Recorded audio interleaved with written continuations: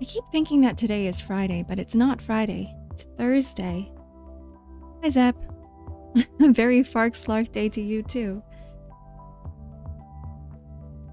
God. It's like you guys are conditioning me to accept Fark Slark. At first it was Zark, and now it's like something completely off the rails. Hi, Azu. Hi, June.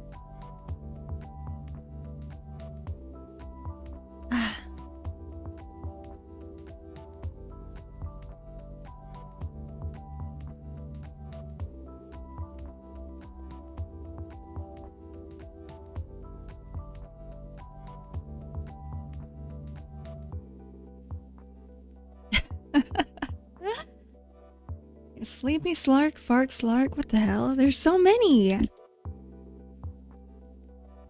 every time you guys come up with new ones. Thank you for the vitamin redeem. I don't have much left. I have to buy more. Oh, I've been taking those, what's it called? The elderberry gummies. Oh, those are so good. It's like eating candy. I have to be careful about that, though. I can't just eat it normally as it is. I can't treat it like candy. You're distorting doing Tower of something. Tower of Ascendance? The last Tower of Abyss? Okay, it's not Abyss. Abyss is Genshin, right? It's the endgame tower. I hate it. I don't even try. I just do it once and I'm like, okay, that's as far as I can get. That's it. I'm not gonna do it anymore. This is clearly for endgame players. Tower adversary is adversity. Okay, that's it. Hi, Moogie. Hi, kawaii kitties.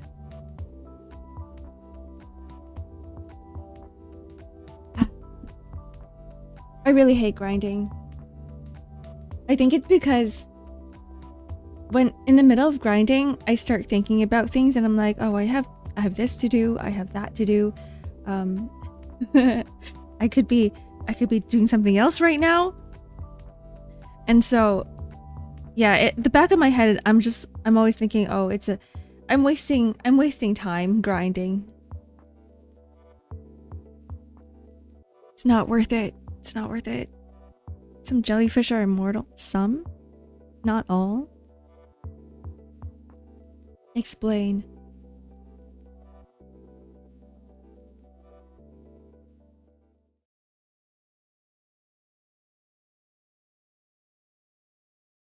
Did you see the drip marketing for the new Wuwa character? I did. The blue girl with the umbrella? Her name starts with a C.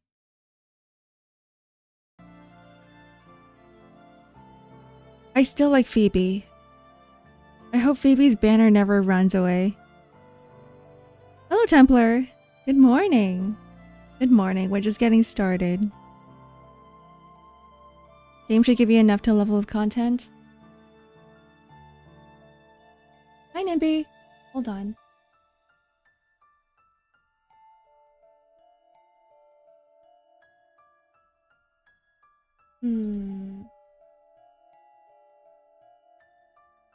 Strange. Strange.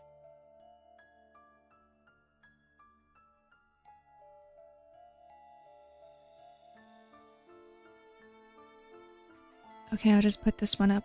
Cantarella! That was her name.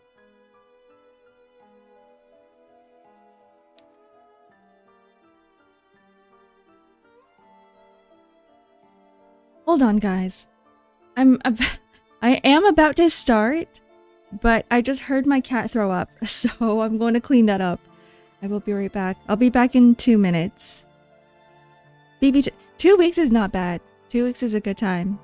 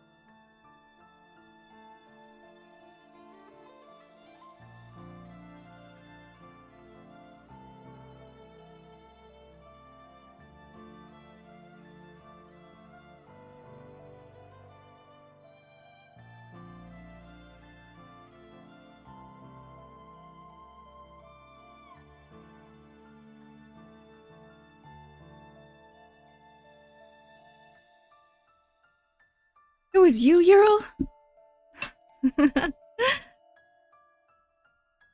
I couldn't find the vomit. I don't know where it is. My cat threw up and then just ran. So I think I'm just gonna look for it later.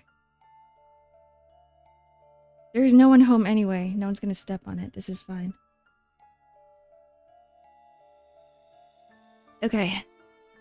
Dorney jellyfish suffers from a physical attack, starvation, any kind of environmental stress. Instead of dying like any other, instead changing the tiny blob and back to the pulpy stage in 3. I wish that was me. I want to be a starfish too, you know, when you lose your limbs and then you just grow them back. It's too powerful. Anyways, have you guys heard of Ebihime or 2.5 Studios? Indie game company? Visual novels? Anyways, Cage of Roses is one of their most... It is their most recent visual novel. It just came out on the 15th, I think. Should be on the 15th. But it is available on Steam now. The demo has been out for a while, but we're just gonna be playing the demo today. I love vampires. I love, you guys probably don't know otome. I love Diabolic Lovers. One of my favorite otome. You wouldn't really be used, still the same person, but it's like going back to being a child. Immortal in theory. Like Benjamin Button? But you still have the same brain, right? You would still have the same brain. By the way, is the volume okay? You guys can hear it, right? Best of Fellows is also really good. That's another goated one. I am going to add a...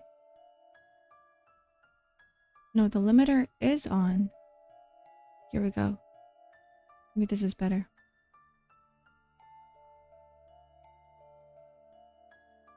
I'm waiting for Best of Fellows 2.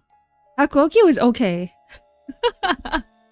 Not gonna lie, I didn't really like Hakuoki all that much. It was good though. It was one of the OGs, but it wasn't,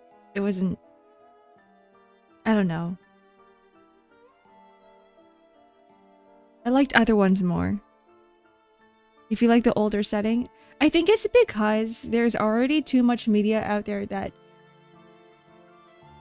that follows the Shinsengumi and follows that old, you know, that setting with Nobunaga and Masamune. There's too many out there. You don't play Degen VNs, you can see. Yeah. Oh, I don't only play Degen VNs, as you can see. You play Otome too? We're gonna... Toxic Gear. It's a little bit toxic. I was gonna say it's not toxic, but it is about a vampire and her... It's about a lady and her... Anyways, I'm not gonna spoil it. Okay, let's start. Before I start dragging this on longer. That's the maid. Jamaica, faster! You have to keep moving or else... Oh god, they're gaining on us! Micah ran through the forest as quickly as her leg could carry her, which, given how exhausted she felt, was not very. I'm gonna turn some things off. Give me 1 second. This is screwing up my brain. Here we go. Okay.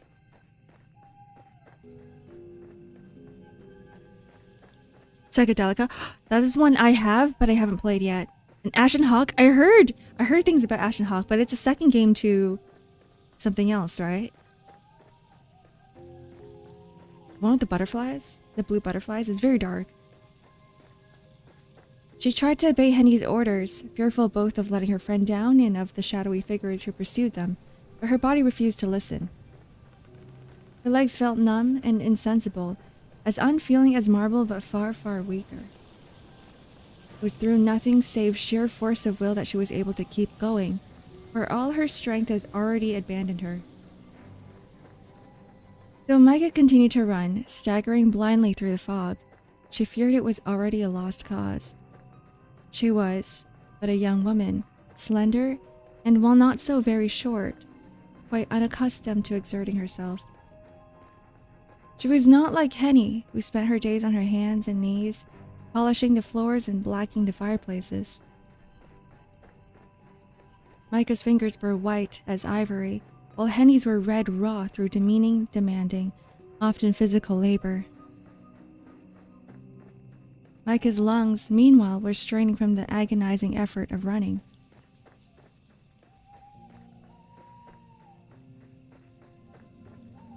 Never before had she known that the act of merely existing could be so exhausting. You bought Muv-Love? Have fun. Have fun with it. I heard things. I didn't play myself, but I heard things. Micah, please! You need to hurry! Quickly, Micah! Henny reached back to take hold of Micah's hand, her coarse, short fingernails digging into Micah's palm. Henny was gripping so tightly it hurt, but Micah knew she lagged behind. She would find herself in far greater pain than this. Micah recalled how her father had looked back on the carriage, his eyes wide and his face unusually pale. Micah had never seen her father look so scared before. He was a tall, imposing figure of a man, dashing even in his early 50s, who was accustomed to issuing orders, not receiving them. Micah had thought her father immovable, much like the oak tree which shielded her family's mausoleum, a tree which had stood there for longer than the crypt itself. To Micah, her father had seemed like a force of nature, one which was impossible to argue with or get the better of. The art style really reminds me of a little bit of Fata Morgana. Hello, Evil Sonic. Hello, hello. Welcome in. Yeah, it's been a while. We're playing a vampire romance visual novel, kinetic novel today. We just started. She's running away from something with her maid. That's all we know. This supposition had been turned on its head earlier that night, however, in a mere handful of minutes. For all of his bluster, Micah's father was only human. He was made of flesh and blood, just like Micah, and when cut, he bled.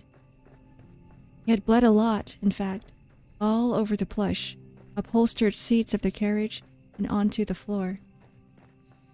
His fine clothes had been stained black with the stuff, and the air had stunk of it, sharp and metallic. Micah could smell her father's blood on her even now, as she and Henny raced through the forest.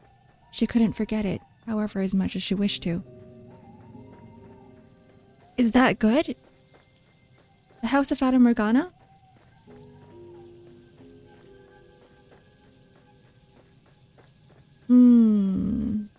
Most people like it, is what I'm going to say.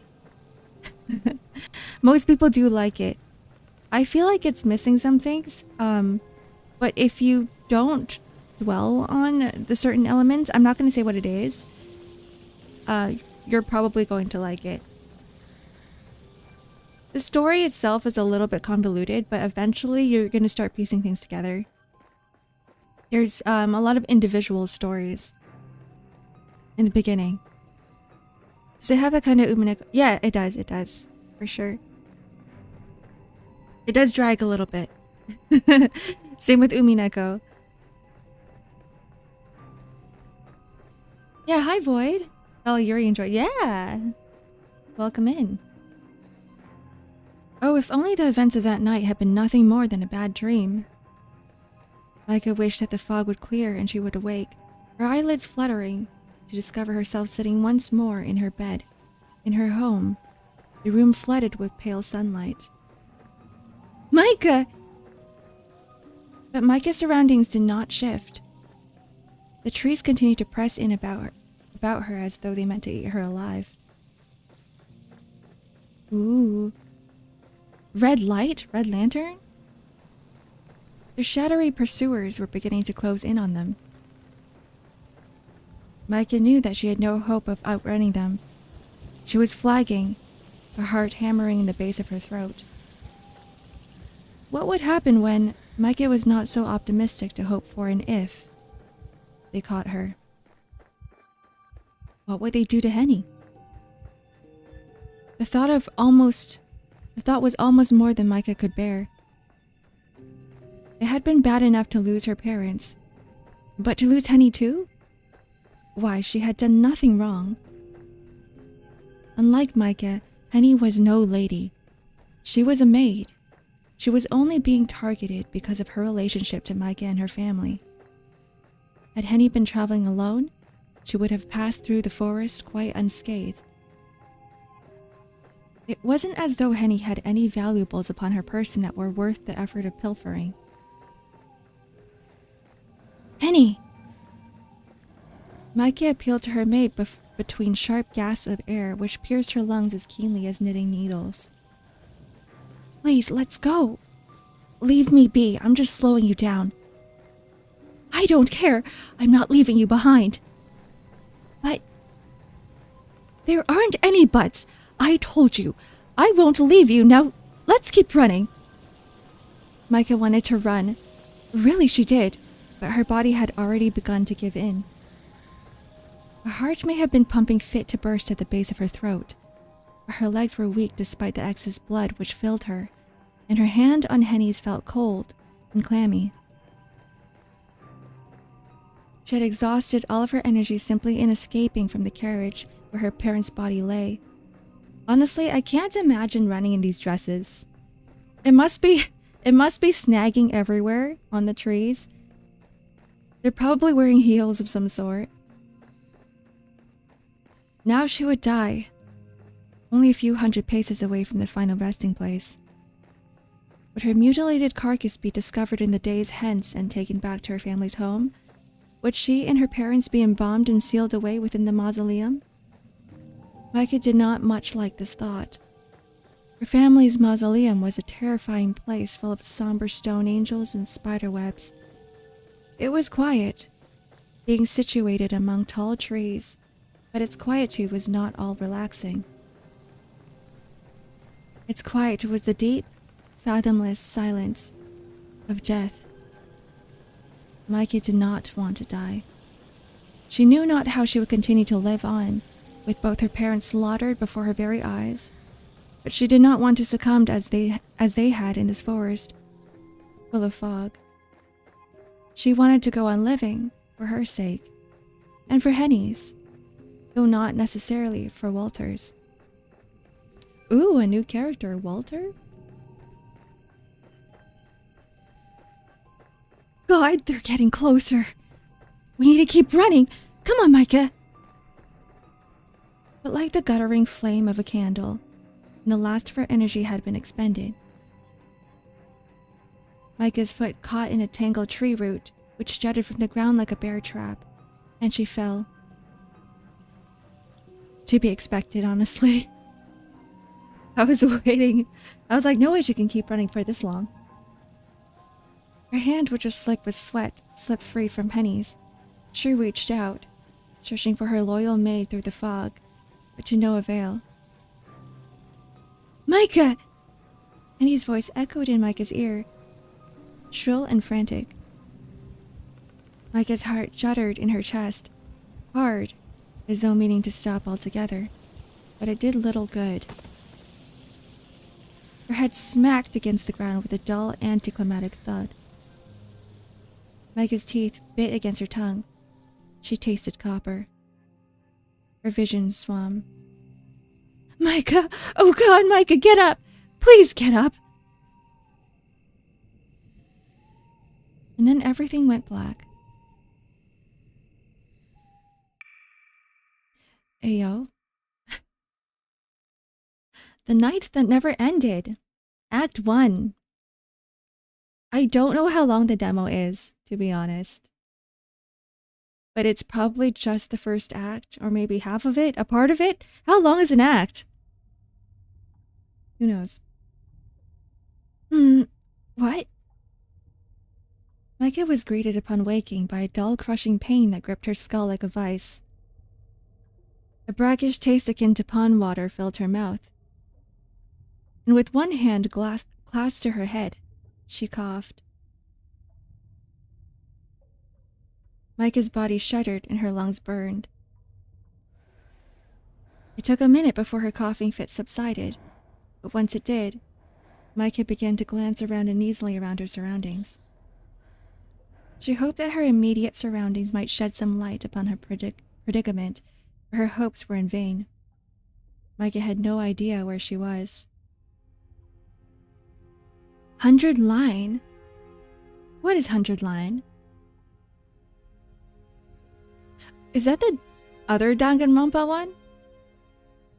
That sounds really familiar. That's the one that looks like, the main protagonist has red hair, right? With a black highlight. The floor upon which she was sitting, but why was she sitting on the floor? Of all things. It was made of stone, which felt hard and cold and uncompromising. Oh, it is! Oh, okay, I remember this. I didn't know that it's out. The demo's out. I want to try it too. The walls too were made of stone, as was the ceiling, which felt very far away. She locked up in a cell? A wooden cot was pushed up against one of the walls, but it was so steeped in the shadows Micah could scarcely make it out. There was a chamber pot lying by the cot, which she did not care to examine too closely, but its rim and sides were stained with caked-on filth. A truly unpleasant odor exuded from the chamber pot, which made Micah's eyes sting. It was fortunate that she had no immediate desire to relieve herself, for which she had no wish to use this commode. A quick examination of the room, though really, it was more like a cell, showed Micah that, save for the cot and the chamber pot, it was utterly desolate. There was no other furniture to be seen, no shelves, no cupboards, not even a proper bed. There was no mirror either, so Micah could not see herself, but perhaps this was a blessing in disguise. Micah doubted that she would be at her best given she was in so much pain, and she was so very exhausted. She was so cold she could feel goosebumps rippling across her flesh, and her teeth were chattering badly. Micah wound her arms about her middle and shivered sadly. It was not only the chamber pot that stunk, the very air itself was rank, heavy with the stench of unwashed bodies and general decay.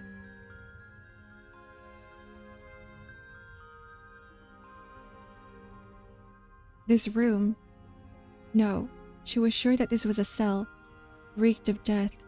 Someone needs to go in there and clean up everything.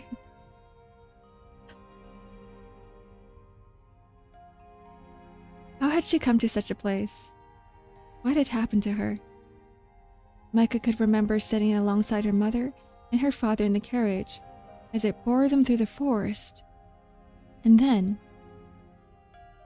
there at this most pitiful of moments, her memories failed her, Micah could recall nothing else. Had her parents been there, they would have given her instructions. They always seemed to know when Micah ought to be doing at any given time, but they were not there, and neither was Henny. I like the whole atmosphere of this game, the music, even the art. The art's very nice, the UI. Everything matches. Micah was all alone. Henny had been with her, Micah was certain, before. Before what? Why could she not remember anything? Oh, Micah thought sorrowfully, if only she was made of stone, then perhaps her head would not hurt so much. It really did feel like her skull might explode, not from the pain, though the pain still remained, but from raw, unbridled fear. Micah had often dreamt of stealing away from her parents' home to embark upon a brand new life, unfettered by expectations, but she had never wished for this. Tears began to trickle down Micah's cheeks in crystalline droplets. They scored tracks in the dirt which caked her cheeks and dropped, one by one, to the floor.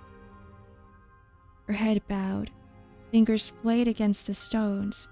Micah sobbed, and she sobbed, until... What? What's going on? A soft voice spoke from amongst the teeming shadows.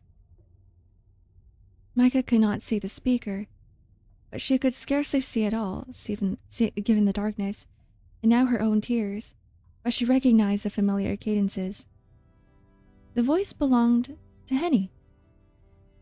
Micah's dear friend was here too, in the stone cell which smelt of death, and though Micah feared for Henny, she could feel relief bubbling up inside her. She was not alone after all. Henny? Micah crawled forth in her hands and knees, being too exhausted to stand, and stared into the shadows. Henny! Is that you? Micah? A shaft of moonlight spilled through the singular barred window, hewn high in the wall of their cell, and finally, Micah was afforded a view of her maid. Though christened Heinrich, Micah had always called her beloved maid Henny. It seemed more appropriate name for so cheery a woman, for Henny, come rain or shine, was rarely seen without a smile. Henny was not smiling now, however. She's so cute! She was sitting upon the wooden cot which Micah had first spied, her head bent. Henny's face looked woefully weary, and it had lost much of the usual pinkness. Her apron, once white, now stained and sullied with dirt. Henny's shoes had been black and sensible, but now they were mired in filth, and her socks were rucked up about her ankles. Henny's hands, which she had held at her front, were trembling like those of a woman thrice her age. She looked an awful sight, but Micah knew she could hardly have been any better herself. Henny's hair might have been a mess, but at least she kept it short. There were not so very much of Henny's dark tresses to be worked into a state of disorder. Micah's own hair, meanwhile, was very long and curly, and though she had worn it in a chignon, she would now feel it straggling loosely above her shoulders. The back of her neck prickled, either from the cold or from a dislodged hairpin or two. Perhaps this was why Henny stared at Micah so, when she had regained her own sense of equilibrium, as though she had seen a ghost. My God! Micah!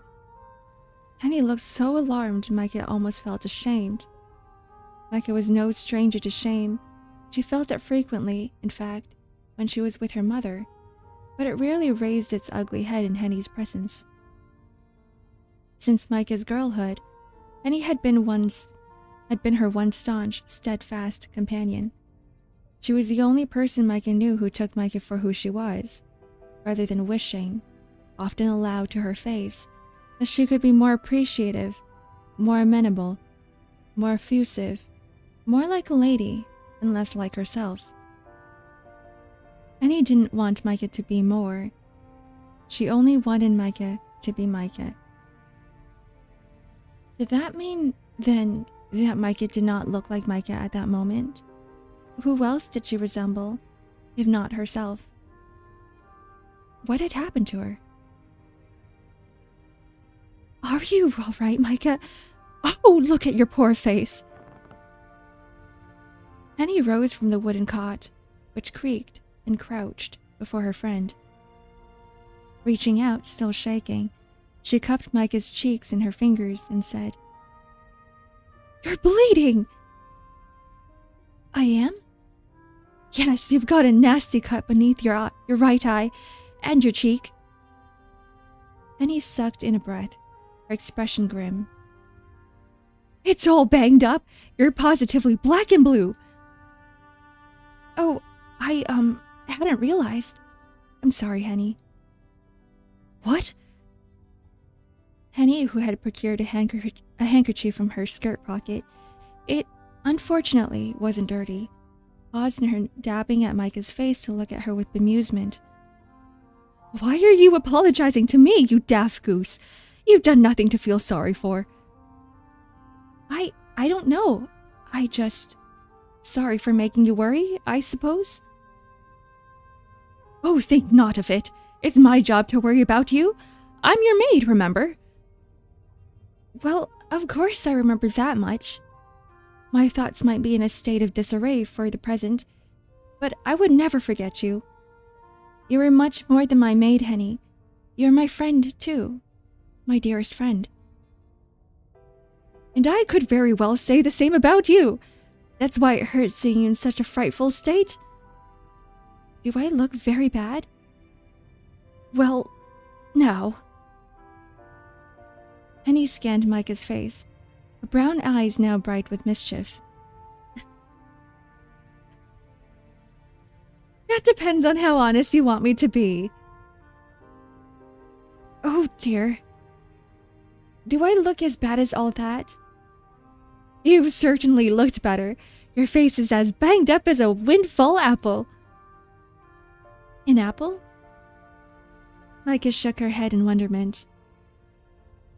"I only hope that the apple isn't riddled with worms." "I don't think you've anything to worry about on that score, at least."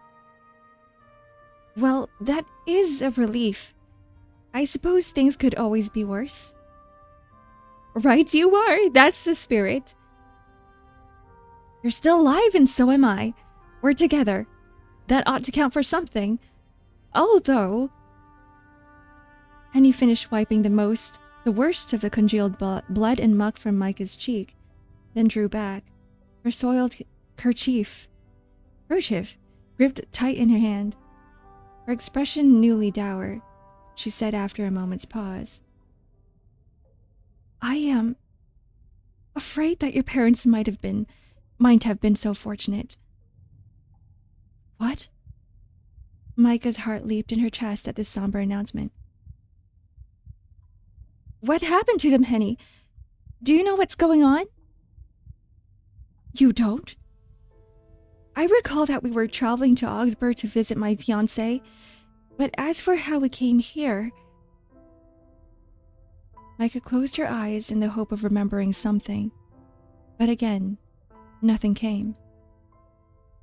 Her mind remained stubbornly blank, as featureless as snowy field, all flora blanketed in the untrammeled whiteness.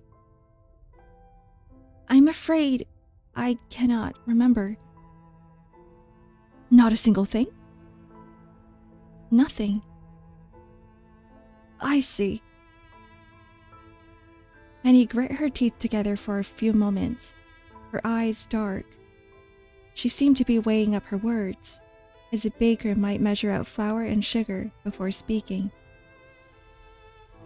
"That's not a surprise, I suppose. You hit your head pretty hard back there. It might be for the best that you can't remember all the gory details. I wish I could forget what happened myself, but..." Henny's voice trailed away as awkwardly she gripped her kerchief. That kerchief had been the only clean thing in Micah and Henny's cell, and now it, too, was ruined, streaked with brown and red. How deep was the cut that Micah had sustained, and how much had she bled? This, too, remained a mystery. Micah did not know. I feel like there's a little bit of symbolism in that, in the kerchief, in the handkerchief, about how, like, everything, it seemed like it was the the only hope there is, and now there isn't anymore. There seemed much, all of a sudden, she was ignorant of. She felt so very unworldly she might as well have been a little girl again, enthused after she had successfully stolen the key to her family's mausoleum. Micah had not known, as she stood in the chill entrance of the mausoleum, that she was about to lower herself in the subterranean world of death and decay, though part of her had wondered. Henny. Micah took Henny's hand, on her own, her cracked fingernails digging into her skin. What happened? Tell me, please, I want to know. Yes, I thought you might. That does make things a mite complicated, though. I don't want to be the bearer of bad news. Just promise you won't take against me for what I'm about to tell you. I've gone through a lot tonight already. That would be the straw to break the camel's back. Henny, please. You should know that this is a trivial concern. I'm fully aware that none of this is your fault. You have only sought to protect me. I have no better friend than you. Not in all of the world. And it's precisely because I want to protect you that I don't want to go into all of this. I know it'll upset you. Christ. It upsets me too. It's an upsetting situation all around. It's rotten, really, what people are capable of. But... Henny paused. She sucked in a breath. Then in a calmer tone, she said, Just how much do you want to know? How much is there to know? Oh, I remember everything. I always remember tonight, I expect. It made quite the impression. Horrible things always do. Oh dear, are things truly that dire? They're pretty bad. Yes. Give me an abridged account then. I've no need to hear everything. Right you are. Henny bowed her head in acquiescence, her face half swallowed by the shadows. The beam of light which had penetrated their drab cell had long gone since been extinguished, the moon obscured beneath the rolling fog. It was so cold in their cell Micah could not seize her shivers. Even her teeth felt cold, like shards of ice implanted into her gums. Henny's proximity served as something of a comfort, but it could not rid Micah of her trepidation. She knew, once Henny relayed the past events to her, her life would no longer be the same. Everything would change. It was changing already, in fact, so quickly that Micah hardly had a chance to gather her bearings. She felt lost, adrift, and hopelessly afraid. I'm so sorry to tell you this, Micah, but during our travels, the carriage... It was attacked by bandits. What? No! Yes, they came creeping out from the fog like, I don't know, monsters from a children's story, maybe? But much scarier. They waylaid the carriage, then stormed it. They drew out their daggers and threatened your father, and when he refused to comply, well... Henny's expression twisted. They stabbed him. What? Micah stared. She had expected as much before Henny began her gruesome tale, but the news still shook her. Evidently, she had not been half so prepared to hear the worst she had imagined. Oh God, not Papa. My poor Papa. Don't tell me he didn't. I'm sorry, but... And he sniffed. It's as you're probably suspecting. His wound was a deep one, and he died. Dead? My Papa? Dead? Dead as a doornail, I'm afraid. I didn't hang around to see what had happened, but, well, it was all over so quickly. I don't think he suffered, at least. And my mama? What of her? Don't tell me she also... Henny didn't reply, but the discomfort which crossed her face left Micah with no doubts as to her mother's fate. In one brief night, both of Micah's parents had been slaughtered. Now, she was an orphan. And what of us, Henny? How did we escape? I find it hard to believe the bandits would just let us go. Oh, I'm sure we would have joined your parents if we sat still, like good little girls, but I didn't want to do that. I took your hand while you were busy with your mother and we ran away. We fled through the woods, but the bandit took chase pretty darn quick.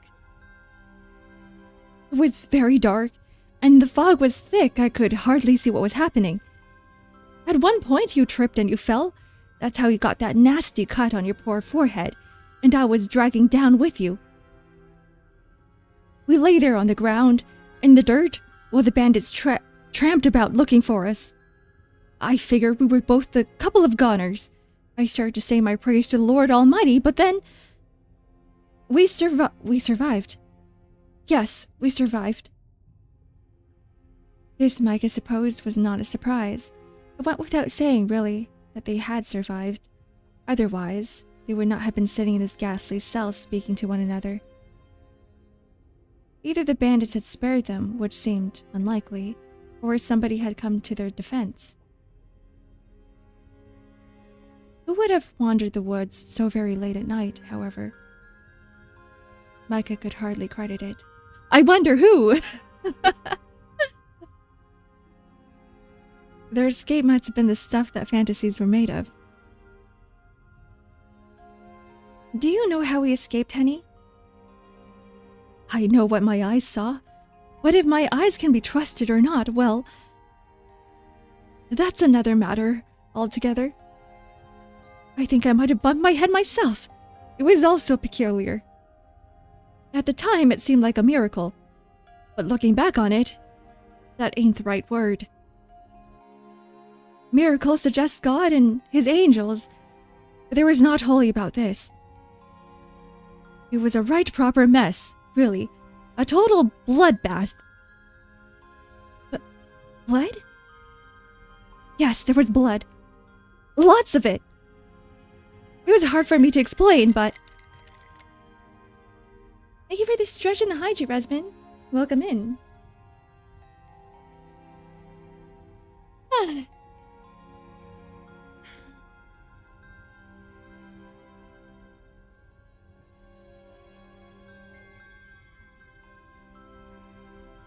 I love coffee. Wait, I should take some water too.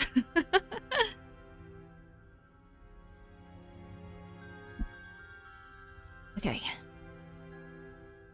All I know is one moment we were sprawled upon the dirt, you unconscious, I half out of my mind with fright as the bandits approached. And the next, they were gone. Gone? But where? And how? Did they run away? Not necessarily. Not of their own free will. The fog parted, you see. And then this figure, this woman, she appeared so quick it was like she sprung up from the earth. She wasn't very tall, I don't think she was, at least. She was very skinny, but the way she looked, the way she moved, there was something unnatural about her. I didn't get a very good look at what happened next, but then I saw her go after those bandits. I think there were at least 4 of them, but that woman soon took care of them. There was so much blood and a lot of mud. It stunk to high heaven, it did. Brought tears to my eyes. That woman, though, the woman in white, she didn't seem fussed at all.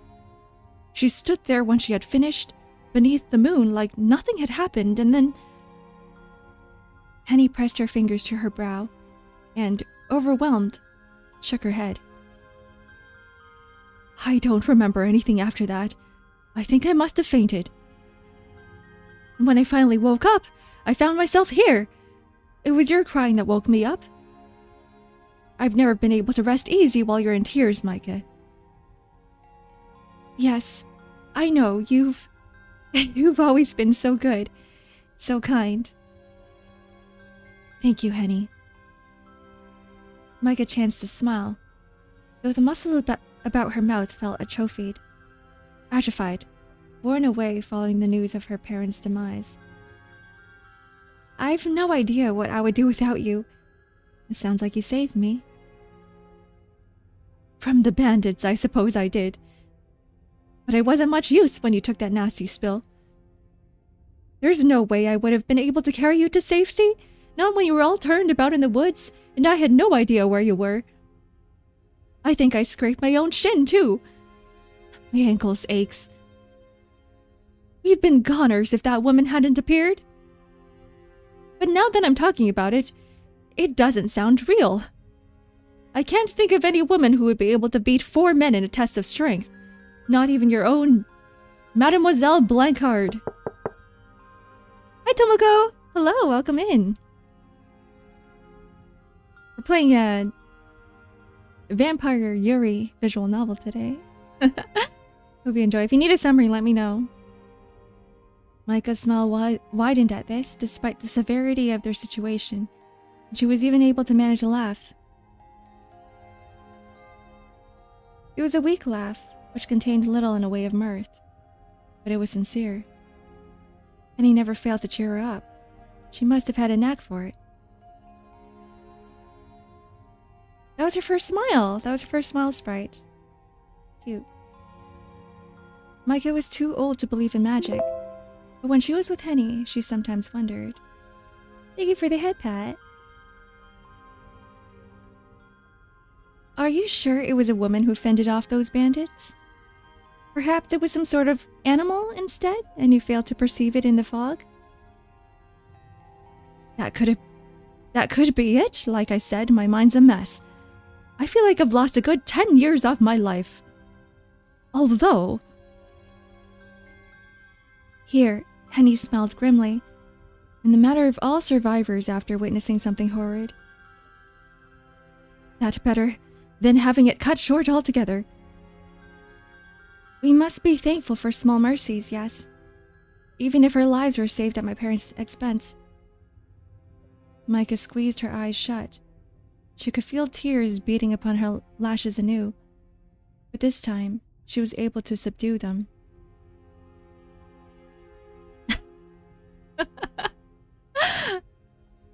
Oh, that hacking and slashing, and then there's Vampire Yuri in the background. The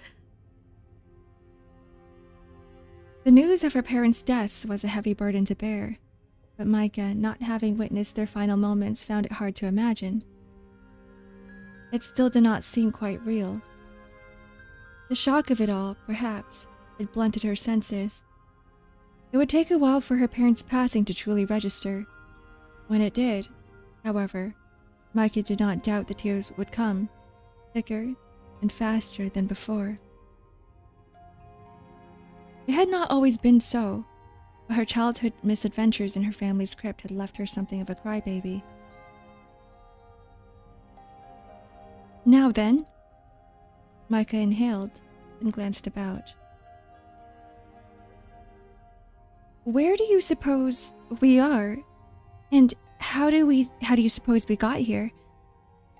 That's a good question. I've been wondering that myself. It's not the nicest of digs, is it?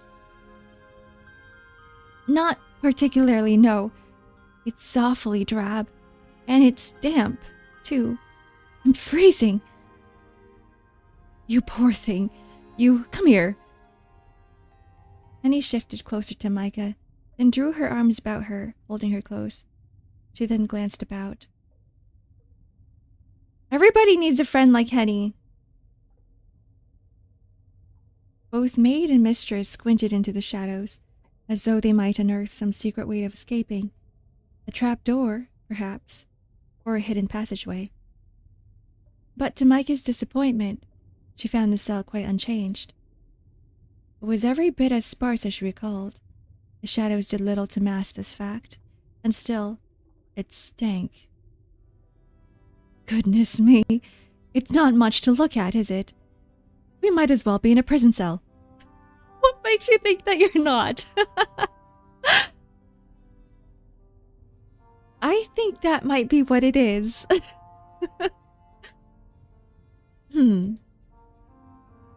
Penny drew back from Micah, her legs crossed beneath her upon the stone floor, and frowned. I reckon you're right. I wonder who brought us here. You and me both. It was nice of our mysterious benefactor, or benefactress, to rescue us, though they can't be all that kind if they're going to let us suffer in here.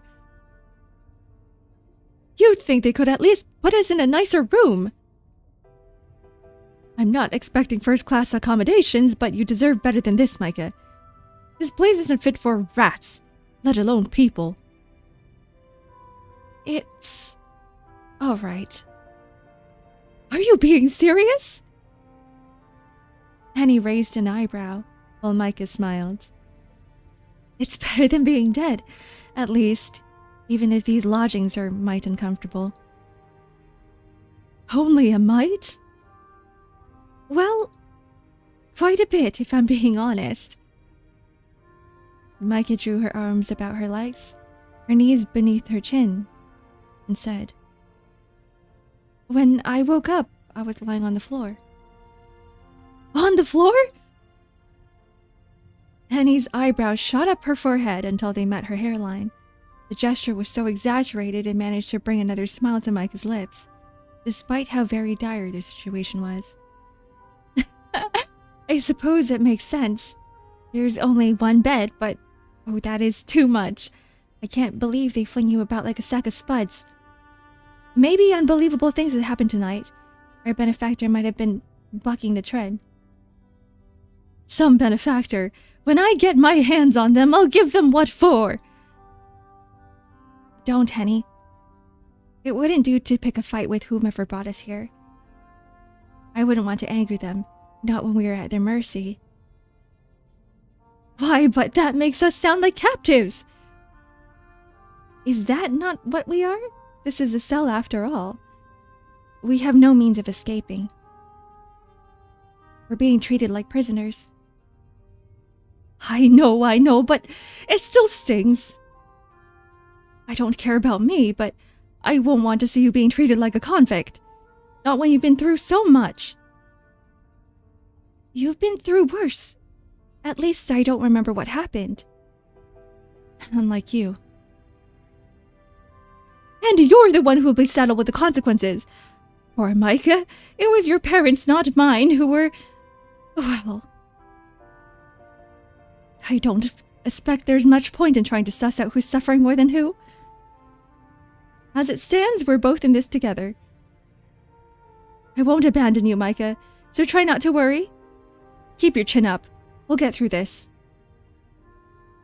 Thank you, Henny. I almost believe it, coming from you.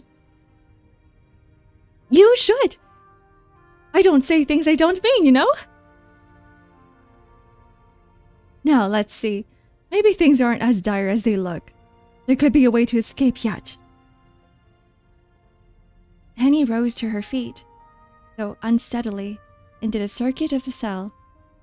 The shadows made it seem larger than it was, for they obscured the walls, but it did not take Henny many steps to canvass the full length of the dingy room.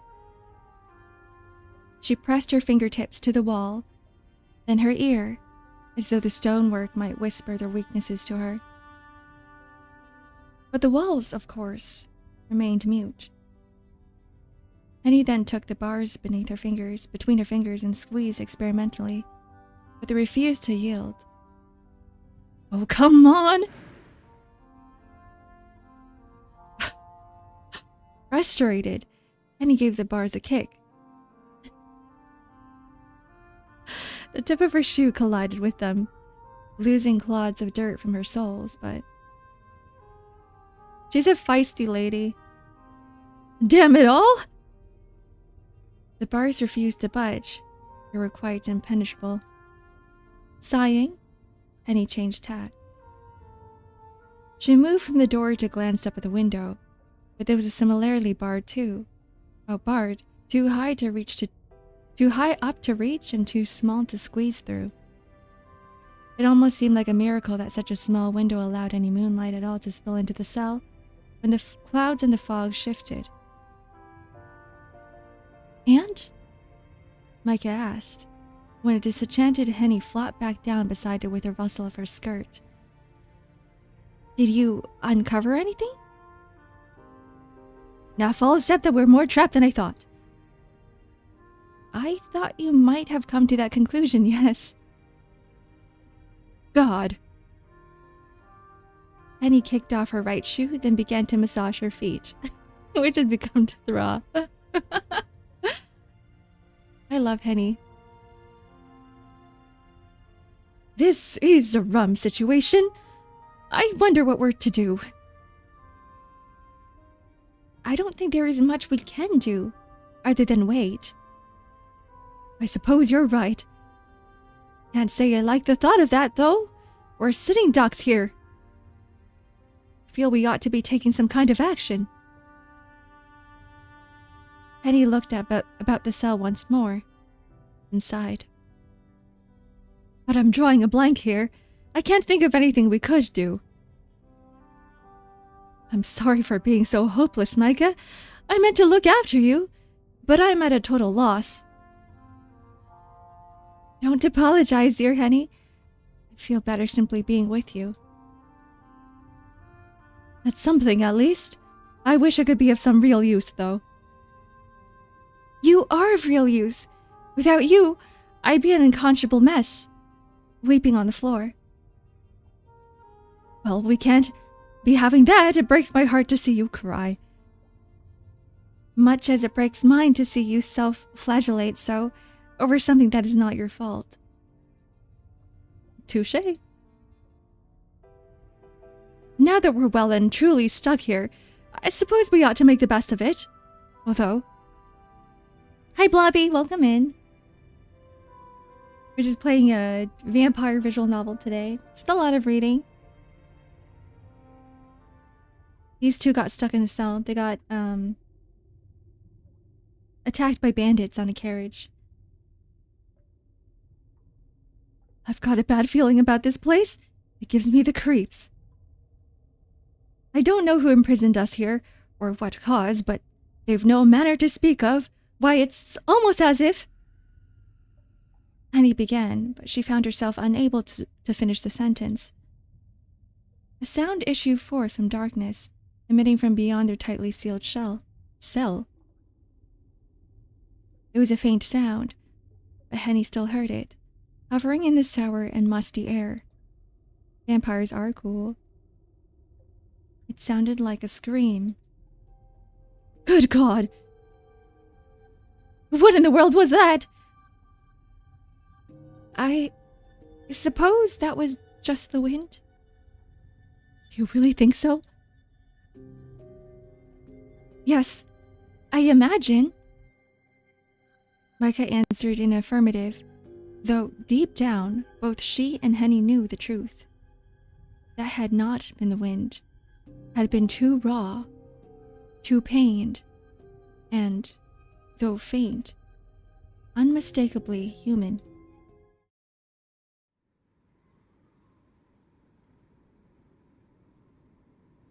With no obvious way of escape and very little to do, Micah and Henny had no choice but to idle their time away.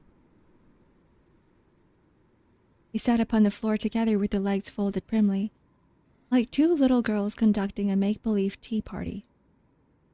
Henny had, at first, balked at the thought of her mistress sitting on the stone like a plebeian. Like a pleb.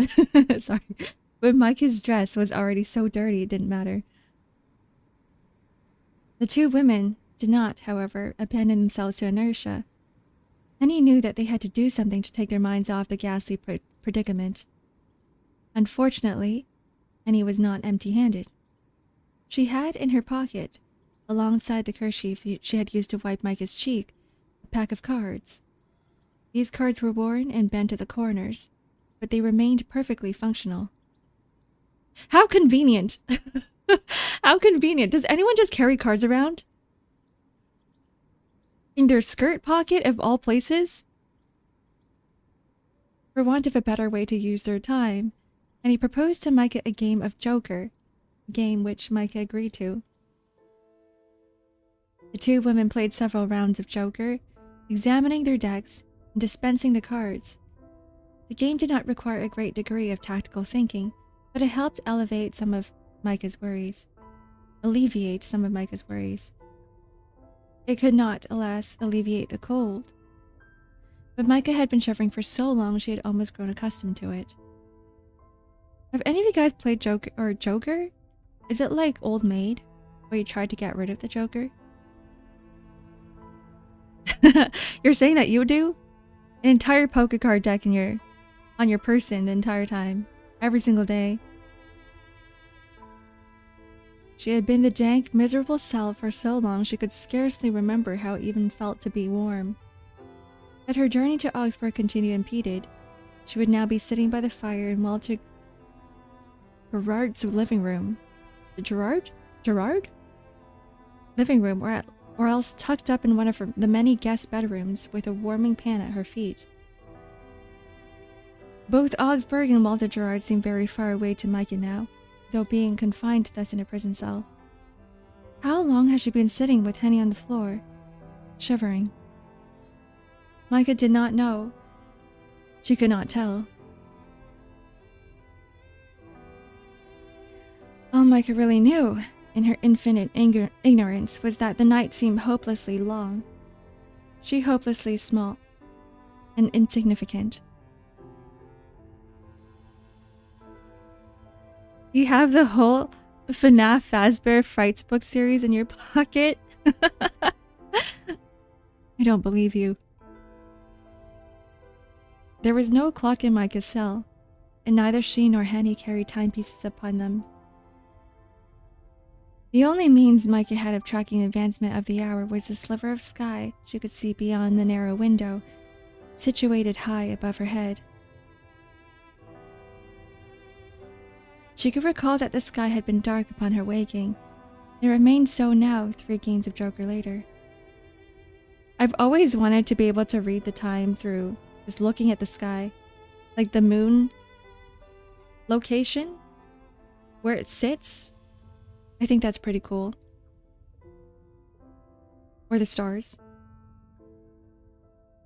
The moon, which emerged from the fog at irregular intervals, shone its pallid light upon Micah's head, and upon her hand of cards, lighting her Joker in his wide, rictus grin. Micah had never much cared for Joker and Henny's trusted pack of cards. His expression unnerved her.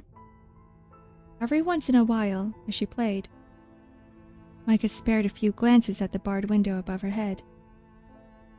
Though she could not guess the hour, she knew it was late. It could have been an advanced hour of the night, or it could have been, by the same token, the very, very early hours of the following morning. The calendar might have shifted already, from one day to the next, but Micah was none the wiser. Hi, Danish. Yeah, 50 Shades of Vampire. They've been attacked by bandits in a carriage and now they're sitting in a prison cell. Belonging to God knows who. We don't know yet. I think it's pretty obvious who it belongs to. The sky was so dark, Micah found it hard to believe the sun would never rise again. Damn. Yeah, what a shitty situation to be in. Both her parents are dead too. The darkness which abounded within her cell was so complete it seemed to have blotted out the very concept of the morning altogether. She feared she would never again see the sun's golden rays, never again hear the twittering of the starlings in the trees which announced a brand new day. When did the birds begin to chirp beyond her bedroom window anyway? Micah could not recall, but she thought it might have been around 6 in the morning. Micah had gone to bed at 10 every night, like a dutiful daughter ought, but but she had often found it hard to sleep in a full, unbroken 8 hours. She would arise at odd hours, at 1 or 2 or 3, her head full of thoughts, and often she found it hard to sleep again. When this occurred, Micah would rise from bed to sit by her windowsill, her forehead, in the summer, pressed to the glass. That always helped cool her, and her errant thoughts alongside it. Oh, how her mind raced. "This is ridiculous!" Annie groused, while examining her cards. "We ought to be at Eric Gerard's right now, safe as houses. We weren't so very far from Augsburg. At least, I don't think we were, when we were attacked.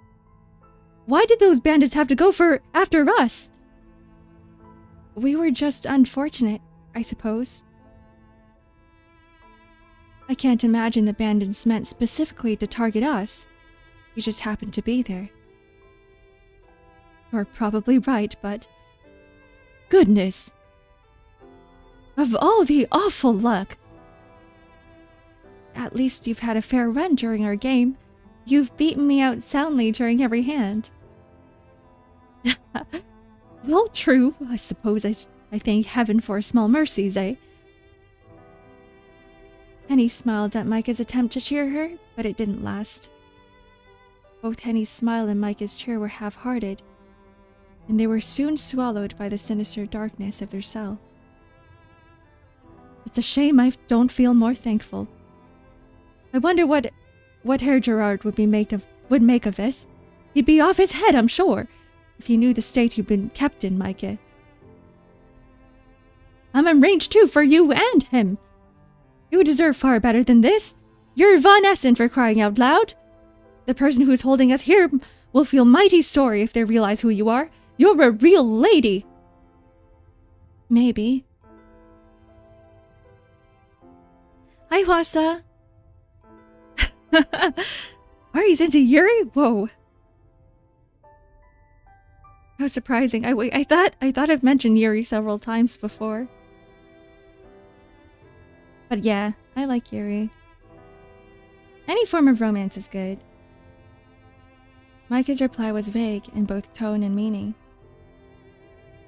Not even Micah herself was sure whether she meant to disparage Annie's optimistic assertions that her being a lady would grant her any favor with her captor, or whether she meant to challenge the notion she was a lady at all. Micah had been born to a noble family, it was true, with a lineage which could be traced back centuries, but the Von Essens were not what they had been. Half a century of poor financial decisions, and a grandfather with a compulsive gambling addiction had led to the squandering of much of Von Essen's wealth. "Only Redcraft, Yuri? Maybe that was the only time. Maybe you're right." "Thank you for this stretch and the hydrate."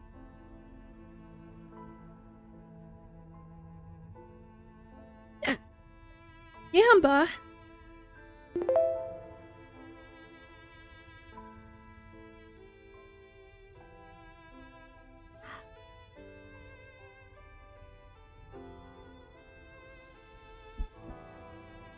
You miss Redcraft, Yuri? We'll come back to it one day. I'll have to come back to it.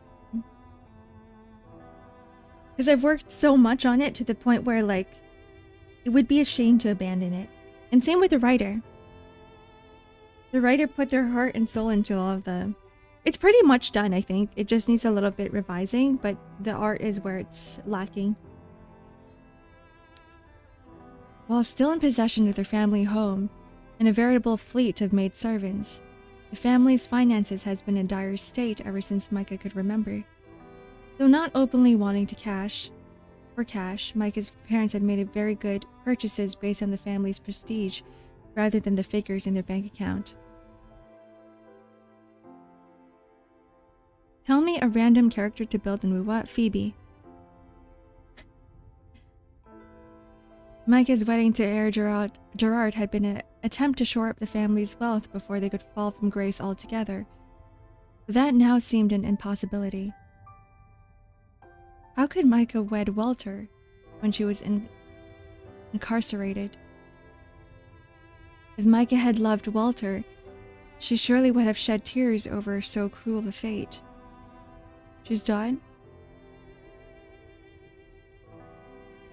I don't know anyone else. I forgot their names.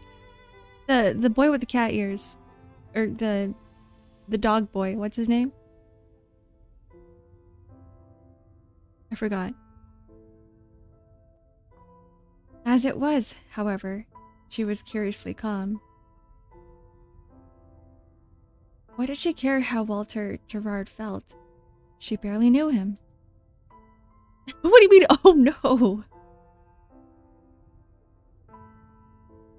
Well, not to worry. Her Gerard must be sitting in his drawer room right now, wondering where the blazes we are.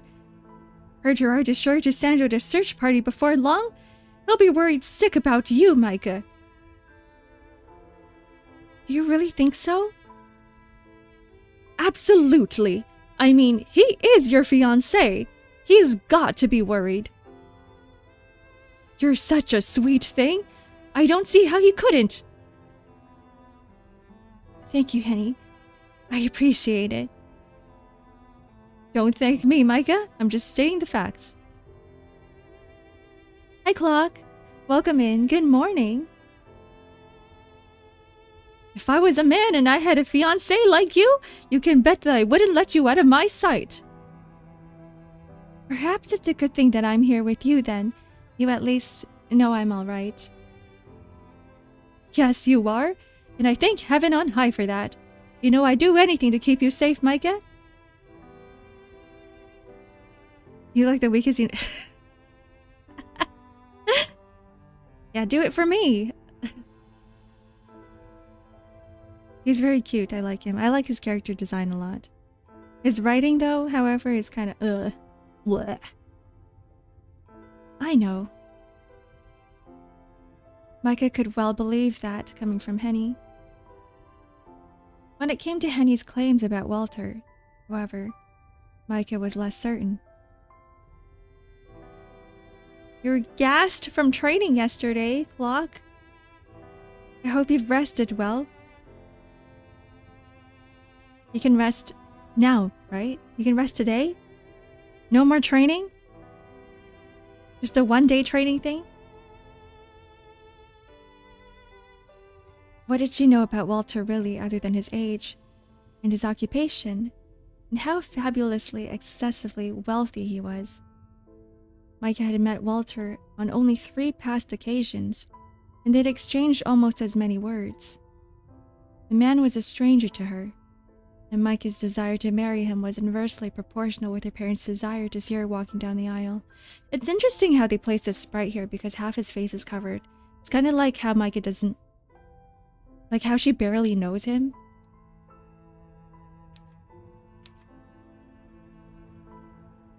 Barely knows his face, barely knows his personality. The grind never stops. Oh boy. Yeah, good luck. Good luck, Clock. Micah had been dreading her visit to Augsburg for well over a month. Now it had been terminated. She felt a perverse sort of relief. Thank you for the stretch and the hydrate. If you guys need a summary, let me know. Honestly, not much has happened. You're just locked up in a cell, attacked by bandits.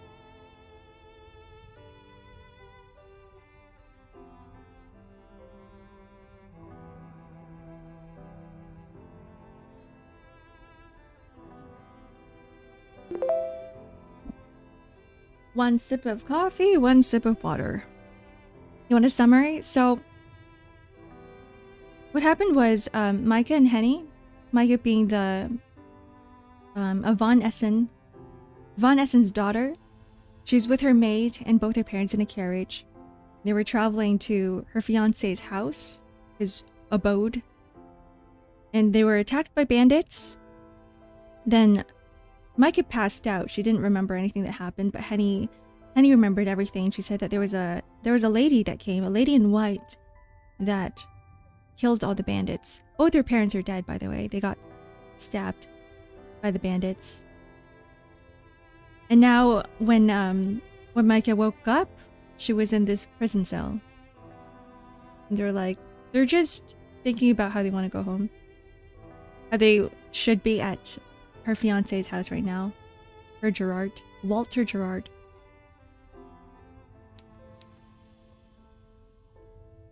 Part of Micah had even begun to wonder whether the bandit's attack had brought with it some good alongside all the bad. But that, Micah chastised herself, was hopelessly cruel. No problem. If you want a more detailed summary, I can give it to you. But I think that's the gist of it. Were her parents' lives truly worth that little to her? It was true enough that she may never see Walter Gerard again, but she would never see her mother nor her father again either. It was not a fair trade, not by any stretch of the imagination. How could she ever have thought of such a thing? She really must have been wicked. Was that why she had found herself in such a dire situation? Perhaps this was God's way of punishing her for being a poor daughter, and a sinner who spent too much of her time lost in daydreams, imagining things which could never and would never be. Have a good Lurkwasa. Have a good meal. Micah and Henny sat in their cell for what could have been minutes, or hours, or even days, whiling away by the time. By God, there was so much time. With continued, unending, incessant game of Joker. Micah's heart was not in the game, her head being otherwise occupied, and Henny trounced her soundly 12-1. Henny was better than Micah at card games in general, so this came as little surprise. Micah was accustomed to losing and accepted her failures with good grace. There were more important things in life than card games. And in any event, Micah was glad to be rid of the eerily grinning jokers in her deck. Little of note happened during those dead empty hours. Micah had begun to wonder, in a detached way, as Henny launched into their 14th round of Joker, whether they had ever met the rescuer. Perhaps whoever had hauled them into the forest had done so, not as an act of kindness, but as a means of prolonging their suffering. Maybe they meant to keep them locked in the cell, alone until time itself slowed to a trickle, and ceased, the squalid stone walls tumbling down about them, to crush their emaciated corpses in the debris. But soon, shockingly soon, or so it seemed, despite all of the interminable waiting, Micah found her hypothesis proved wrong. She could hear, above the sound of Henny shuffling the deck, a sound. Footsteps. The footsteps were quiet enough, at first, and Micah wondered whether she had imagined them, but as the seconds elapsed, they became louder still, until even Henny heard them. Goodness me! Henny fumbled with the cards, then threw them down. Red hearts and black spades spilled across the stone. Can you hear that, Micah? Yes, I can. Somebody must be coming. A rescuer from the woods, do you think? They could be a rescuer, yes, but maybe... Micah chose not to finish her thought. Her saliva felt too thick in her throat, like tar, and she shivered. She didn't want to extinguish the hope which she could see, flickering now, in Henny's eyes. That would have been cruel. Henny's head swiveled to the grated iron door, excitable as a puppy, and, wide-eyed, she peered through the shadows. This is a turn for the better! I was hoping to worry they'd forgotten all about us. I can't wait to come face to face with them. I'll be sure to tell them exactly what you think about their so-called hospitality. You said that once before, Henny, and I wish you wouldn't. I don't want to anger them. Oh, stuff and nonsense! I'm sure it'll be fine. If they wanted to harm us, they had plenty of chances to do it already, surely. That is true, but... The footsteps drew closer still, echoing about the stone walls, echoing inside Micah's skull. Footsteps could represent only two things. They would mean salvation if they were lucky, but Micah found it difficult to believe this. Neither she nor Henny had been very lucky that night, despite Henny's continued winning hands in Joker. It seemed far more likely that the footsteps would bring about yet more suffering. And sure enough... Well, well, would you look what the cat dragged in? The voice that cut through Micah's musings was a proud, haughty one, with syllables polished to perfection like cut glass. The voice belonged, quite obviously, to a woman, and giving her pronunciation, she must have been well-bred. Perhaps the rescuer was a lady, then, Yvonne such and such like Micah, from a family whose ancestral home was vast and old and grand enough to have its very own dungeon. Whereas most nobility used their subterranean storage places for wine cellars, this family seemed to prefer taking prisoners. The thought did not fill Micah with much confidence about her mysterious rescuer. We finally have a new character. I wonder who this is. Anxiously, she glanced up to meet the source of said voice, and when she did... Oh! Micah could not help but gasp in surprise. The owner of the voice, who now stood upon the opposite side of the cell's door, was not at all what Micah had imagined. She was shorter than Micah had expected, shorter than Micah herself, who was dwarfed by her wealthier, significantly older fiancé, and slender with it, her cheekbones high, her neck not dissimilar to the stem of a flower. Her skin was frighteningly pale, like that of a corpse, and beneath her eyes Micah could see dark rings similar to those she often sported during the long nights of her bedroom window, unable to sleep. The woman, or was she a girl, had hair so fair it was almost white, which almost seemed to glow in the moon's light. Her hair was not worn in a chignon, but instead was loose, like a chignon. It tumbled about her shoulders in waves, in disarray, in a manner which would have made Micah's mother swoon from the sheer impropriety of it all. The girl's appearance, but was she a girl, was striking, not only because of her indeterminable age, but because of her eyes, which were widely spaced and fringed with the most luxurious of lashes. Her irises were not brown like Henny's, nor blue like Micah's. They were not green, nor hazel, nor gray, nor any of the other shades Mike had seen in the faces of her family's servants, in the attendants at the boutiques to which her mother took her, and the congregation at her local parish. Her irises were, instead, bright red, and so much they bored into the visceral. These lovely irises were even redder than the blood which had seeped from Micah's sliced cheeks, and seemed to be full of violence. Hello, Vampy Games. Welcome and thank you for the follow.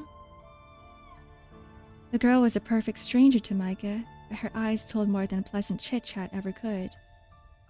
She was not normal.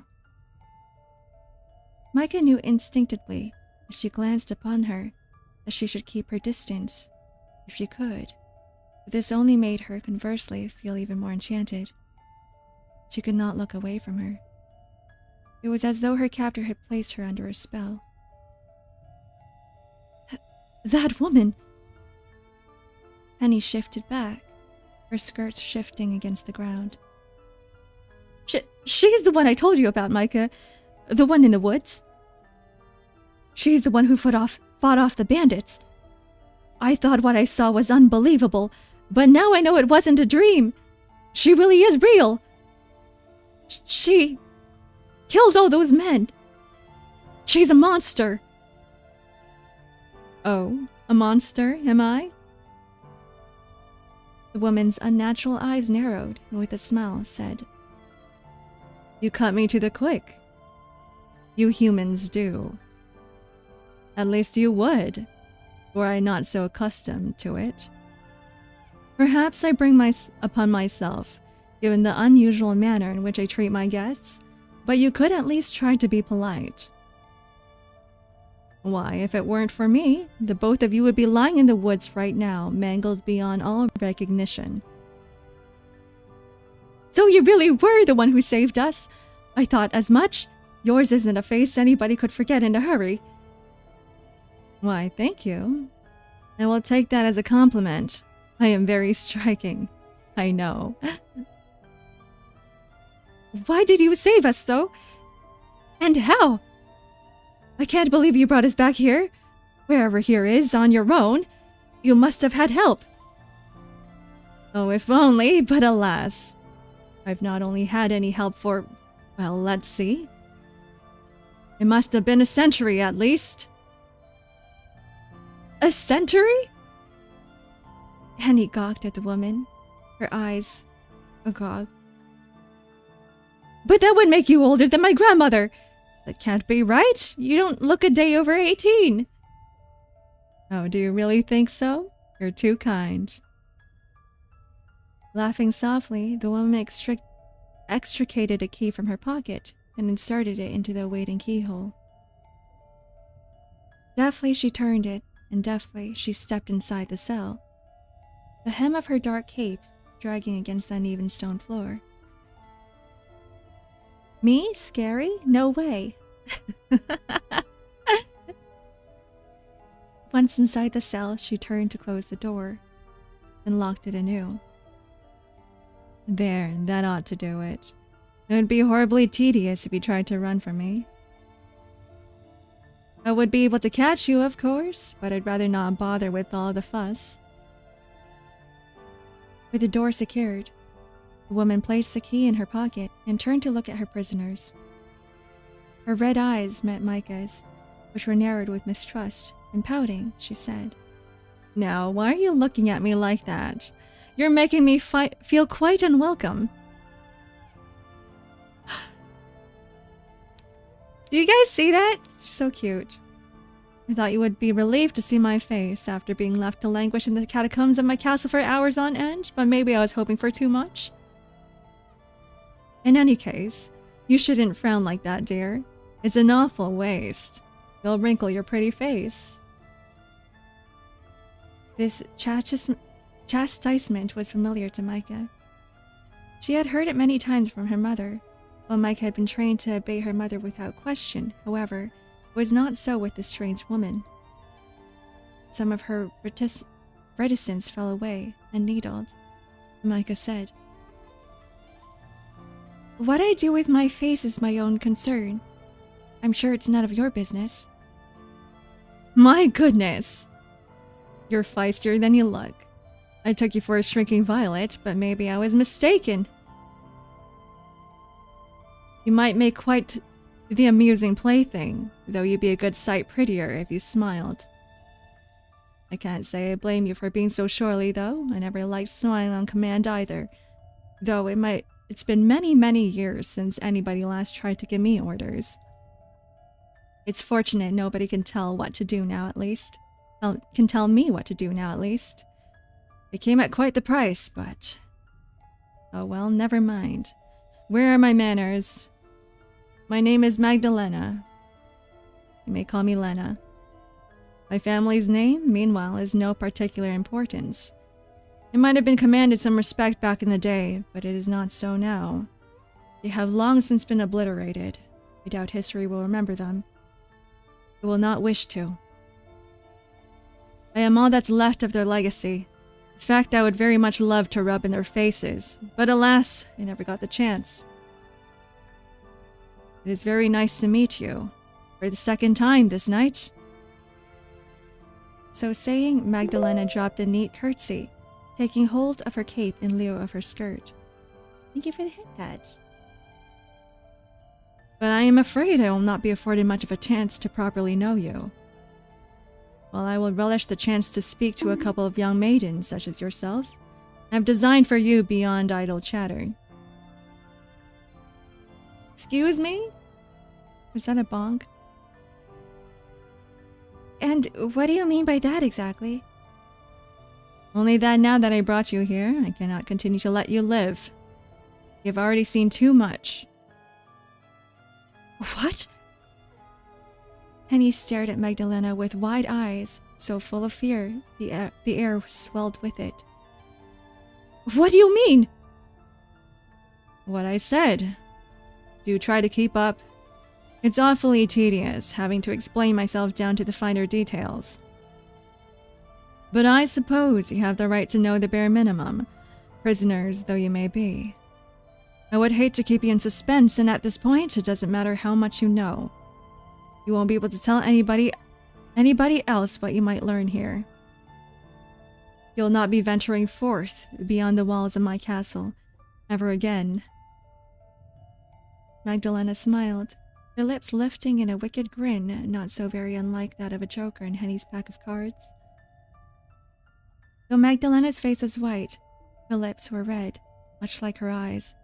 They stood out in her milky face, like a rose blooming despite the winter's chill. Or else, Micah thought with a shudder, freshly spilt blood.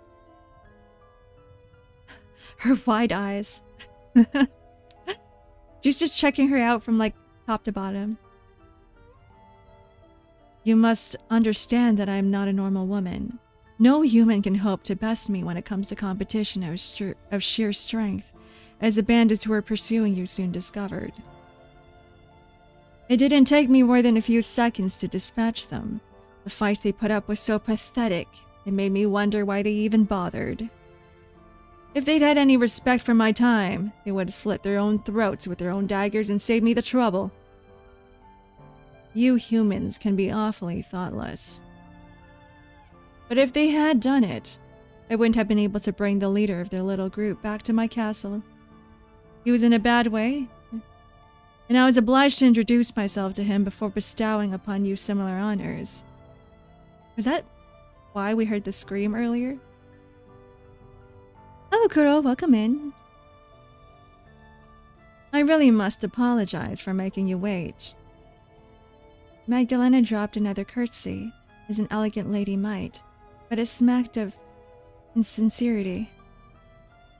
How many men and women had Magdalena brought to her castle, and how many had she summarily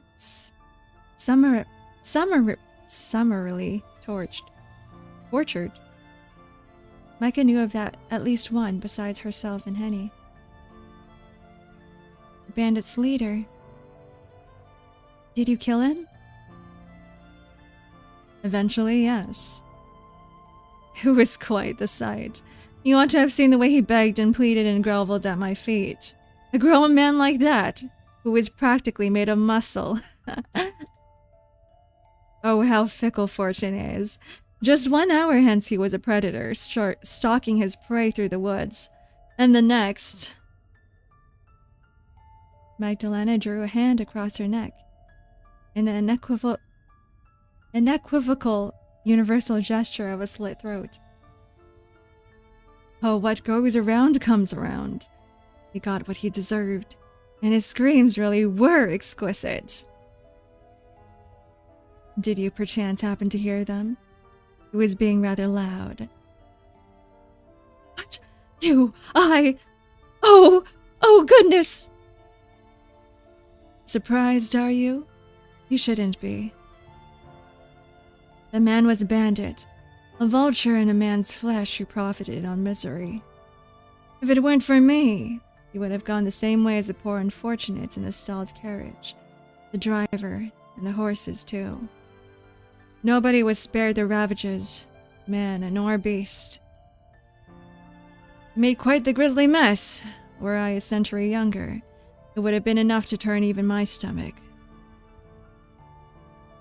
Maybe that is so, but to gloat over another's death like that doesn't seem right. You're twisted. If I am twisted, that is only because this world... Magdalena began, but then paused.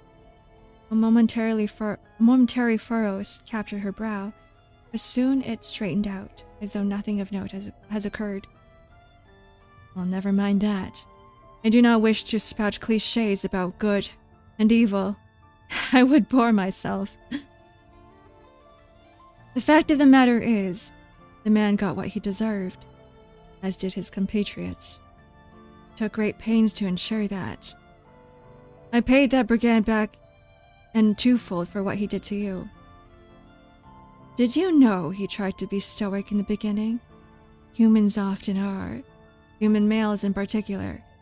They have so much pride. It's funny, really, that a cur like that would care very much about appearances. He was less a man than he was a dog, but he still had pretensions of greatness, or of grandeur. I soon stripped him of those lofty delusions, however. Humans are very like in one regard, at least. You all scream the same after your bones have been broken, and you all bleed red.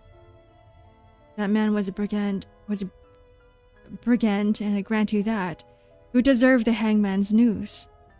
But that's for the court of law to decide. But that was Henny. Not to you. What you did is injustice, it's barbaric. You shouldn't be taking pleasure in other people's deaths. What gave you the right to kill him anyway? I had every right to kill him. It was trespassing upon my land, as were you, and the young lady here. His life was forfeit the moment he encroached upon my territory. The Lord's Prayer may say that we ought to forgive those who wrong us. I have no patience with such teachings. They do not apply to me. The Lord had forsaken me. I am no longer a member of his congregation. You would have no love for me as I am now, and I have little love for him. I cannot conceive how he could have let me suffer so, if he truly existed. Sometimes I do wonder. Hi, Natsuki. Welcome in. So you mean to add blasphemy to your list of crimes? Oh, I've done far, far worse than that in my time. The morals of you good, sententious churchgoers do not apply to me. I am not of your kind. I am a drinker of blood who walks the night. I've been alive for over a century, though my life is very different to yours and your mistress's. I doubt that you could understand me, and neither do I want you to. I have no desire to understand you, either. There would be no point. You love her, the vampire lady Magdalena? If you needed somebody, let me know. You're much too different. A drinker of blood? But that would make you a vampire? It was Micah who offered forth this label after Henny's voice faltered. Micah was an ardent devourer of books, and she had read before such shadowy denizens of the night, much to her mother's chagrin. Lady Von Essen had thought of Micah as a well-bred young woman. Ought not to read at all. It will only excite your mind, dear, but should instead busy herself with embroidery. Micah, however, had always preferred books to busy work, particularly work which involved needles. She found herself returning to stories time and time again, whenever she needed a break from her own dreary life. Micah had read all manner of books over the years, but she preferred adventure stories full of mystery, intrigue, and yes, even murder. Micah knew from her reading that vampires were nocturnal creatures, often aristocratic, which shunned the sunlight, dwelt in ruinous castles, and supped upon the lifeblood of fair maidens. Yes, Micah thought, in an oddly detached manner, that it did make sense.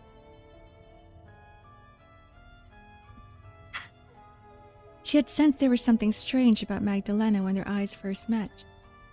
Magdalena really must have been a vampire.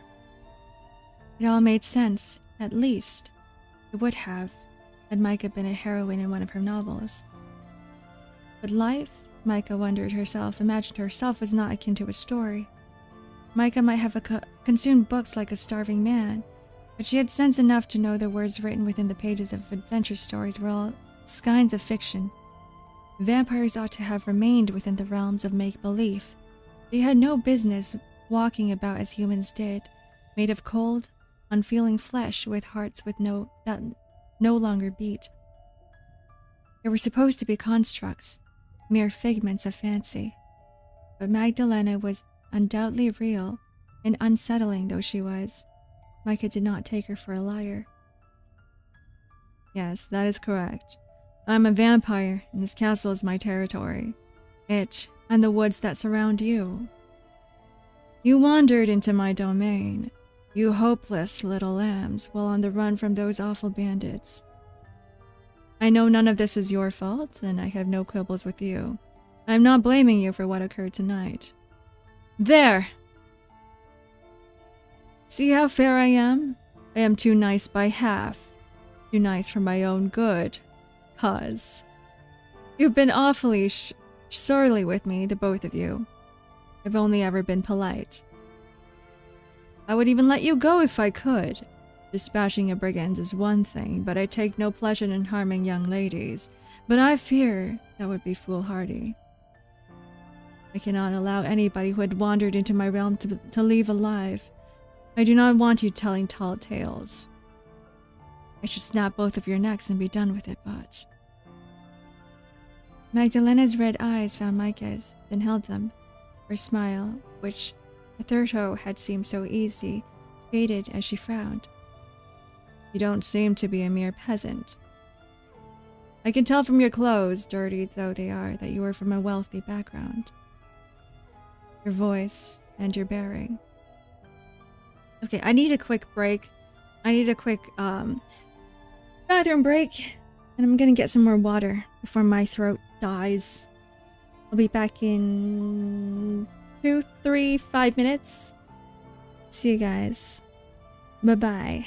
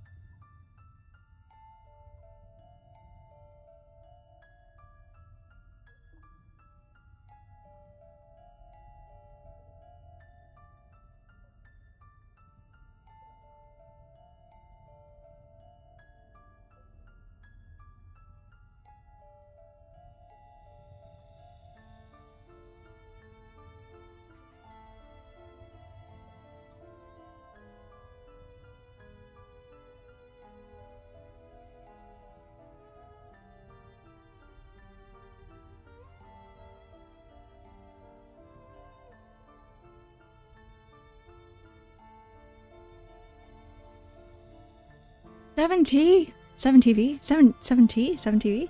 What is this? Peeb. Okay. Hello, everyone. I'm back. I actually made myself some tea. Some honey tea, honey milk tea.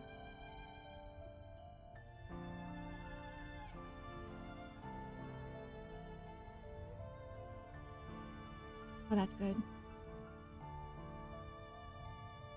Yippee! Peeb.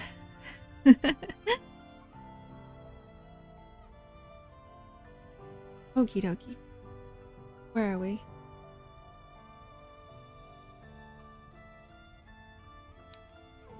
Your voice and your bearing. Right. Yes, even the way you look at me. You love tea? Me too. You know how some people are coffee or tea drinkers? I'm both. I like both. It all suggests that you are, in fact, a lady. Would I be correct in that assessment? Why do you ask? It would be problematic for me if I were to dispatch a woman of renown. I would not want your disappearance to catch the attention of men in high places. If they were to send out a search party into these woods, it's not wholly impossible that they would stumble upon my house.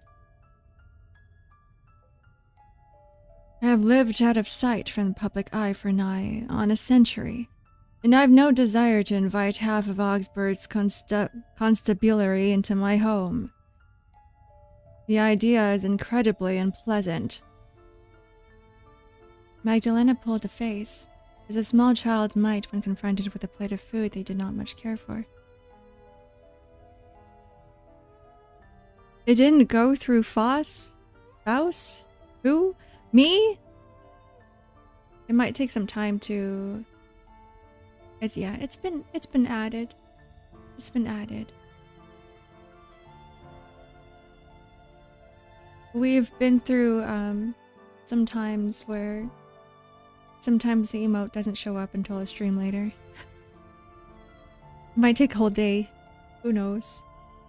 Who knows? If you really are a lady,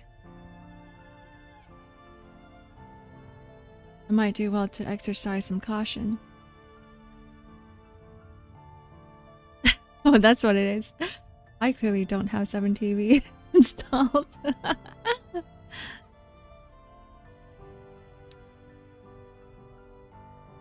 I suppose I can always spare your life and kill only this dowdy common girl. Your maid, I take it? Magdalena looked to Henny, now her lips curled into a mean smile. What do you say to that? It's not a bad trade, is it? Her life or yours? Precious few people who find themselves in my abode are ever able to live to tell the tale. You would be one in. Goodness, how many guests have I had over the years? There must be a good 200 or 300. Aren't you touched by my thoughtfulness? Silence descended in the decrepit cell following Magdalena's announcement. Stuck for words, Micah could only stare at her, the lips parted. What was she to say to Magdalena's proposal? How was she to feel? There was relief, certainly, at the prospect of escaping the cell, but Micah could take no real pleasure in it, not when it would come at the cost of Henny's life. How could she abandon her friend, who had been by her side since her early childhood? Were it not for Henny, Micah knew she would be dead already, butchered like a farmyard animal in her parents' carriage. Henny had rescued her once already. It seemed unconscionable that she would leave her now. Micah turned this over in her mind, wearing her teeth with her lower lip, when...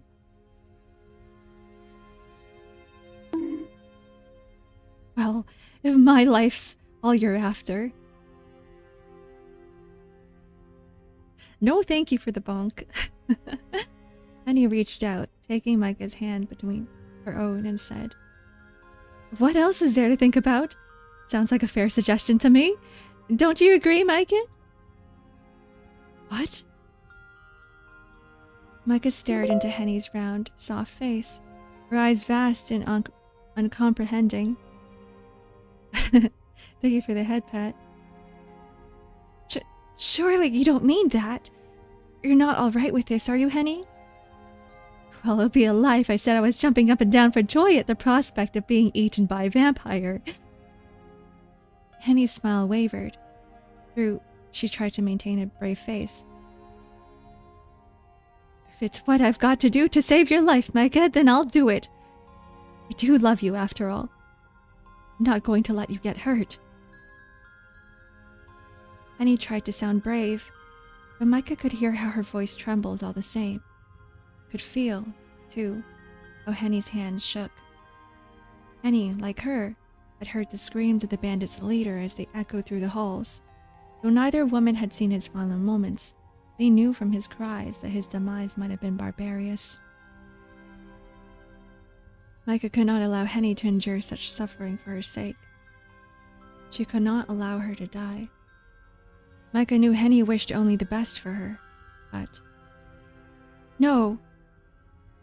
Micah spoke up, her voice surprisingly cool, given the wild fluctuations of her heart within her breast. I won't allow that to happen. It wouldn't be right. If none of us must remain here, then it ought to be me. What? No, you can't mean that, Micah. Surely you jest. No, I'm not. You know I've had a terrible sense of humor, Henny. I hardly ever tell jokes. I don't have enough... We should save. How do I... Okay. I hardly ever tell jokes. I don't have enough levity in me for them. I'm being very serious. You've always looked out for me ever since I was small. Not that I've always listened to you. Don't you remember when I stole the keys to the mausoleum in my insufferable curiosity and crept inside? But of course I remember. You dragged me in after you despite my warnings, and it went about as badly as expected too. Didn't it just? Faintly, Micah smiled. Dire through the situation was, happy to share the memory with Henny. For all she knew, it might very well have been her last chance to reminiscence with her maid like this. Micah knew not what the future held, but... Lady Von Essen was such an awful mood when she found out. It was quite frightening. I'd never seen anything like it. Oh yes, she was fearfully cross. It's a wonder fire didn't come out of her nostrils. I recall that she struck you, and then, when she tried to argue on your behalf, she struck me too. She struck me so hard my ears started ringing from it sometimes. God, yes, poor hen. I felt awful about it all this time. Really, I did. I didn't care about my punishment. God knows I deserved it. But you've done nothing wrong. You've been perfectly reasonable about the whole thing. If I'd listened to you, I could have avoided the four together. But I was too reckless. I ignored your wishes, but you still tried to protect me. You jumped to my defense just like a knight. You were slapped silly for your troubles. It was horribly unfair. I've dragged you into all sorts of messes before, and you've always come to my defense. You've been a wonderful friend to me throughout the years. I can't help relying upon you. I can't keep relying on you. I don't want to take advantage of your kindness. But Micah, I like it when you rely on me. Please, feel free to take advantage. That's what I'm here for. No, I can't. It isn't right. It's long past time I repaid you. By offering yourself as a sacrifice upon my stead? This isn't what I want, Micah, please. And he stared at her mistress, her eyes wide, entreating. I love you, but you're acting like a crazy woman. And you're the pinnacle of rationality, are you, considering this crazy deal? That is truly insane. Don't tell me you accepted all this. Of course I've not accepted it. I'm terrified, really. See how my poor hands are shaking? but none of us biting it has to be better than the both of us. If I can protect you, then I must. I will! That's my job! No, it isn't. Not any longer. I'm absolving you of your duty, Henny. This farce has lasted long enough. Hi, Hing. Happy Thursday. Thanks for dropping by. Thank you for the kind message. I hope that you have a wonderful day today too. World is a better place with you in it. I love you. Aw.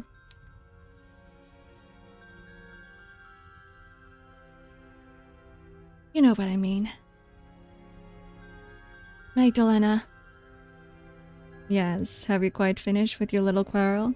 I must confess, I was beginning to feel rather left out. My apologies. I will endeavor not to be so rude in the future to my hostess. Micah dipped her head in a gesture of esteem, one not so dissimilar to the way Henny was bidden to bob around her mother. Micah knew she could not afford to anger Magdalena. If Micah was to save Henny, she would be obliged to beg and bow and scrape. Unfortunately, or fortunately, begging and bowing were not beyond Micah's means. Even though she was a lady, she was no stranger to scraping either, having tearfully entreated her parents to reconsider her marriage prospects. She had failed on that score, but she didn't intend to fail now. She knew what she must say. It seemed like a stretch that Magdalena would believe her, but if she did... I fear you are laboring under misapprehension, Lady Magdalena. Your reasoning is sound. There would indeed be a ruckus if a noble woman was to go missing, but your application is not.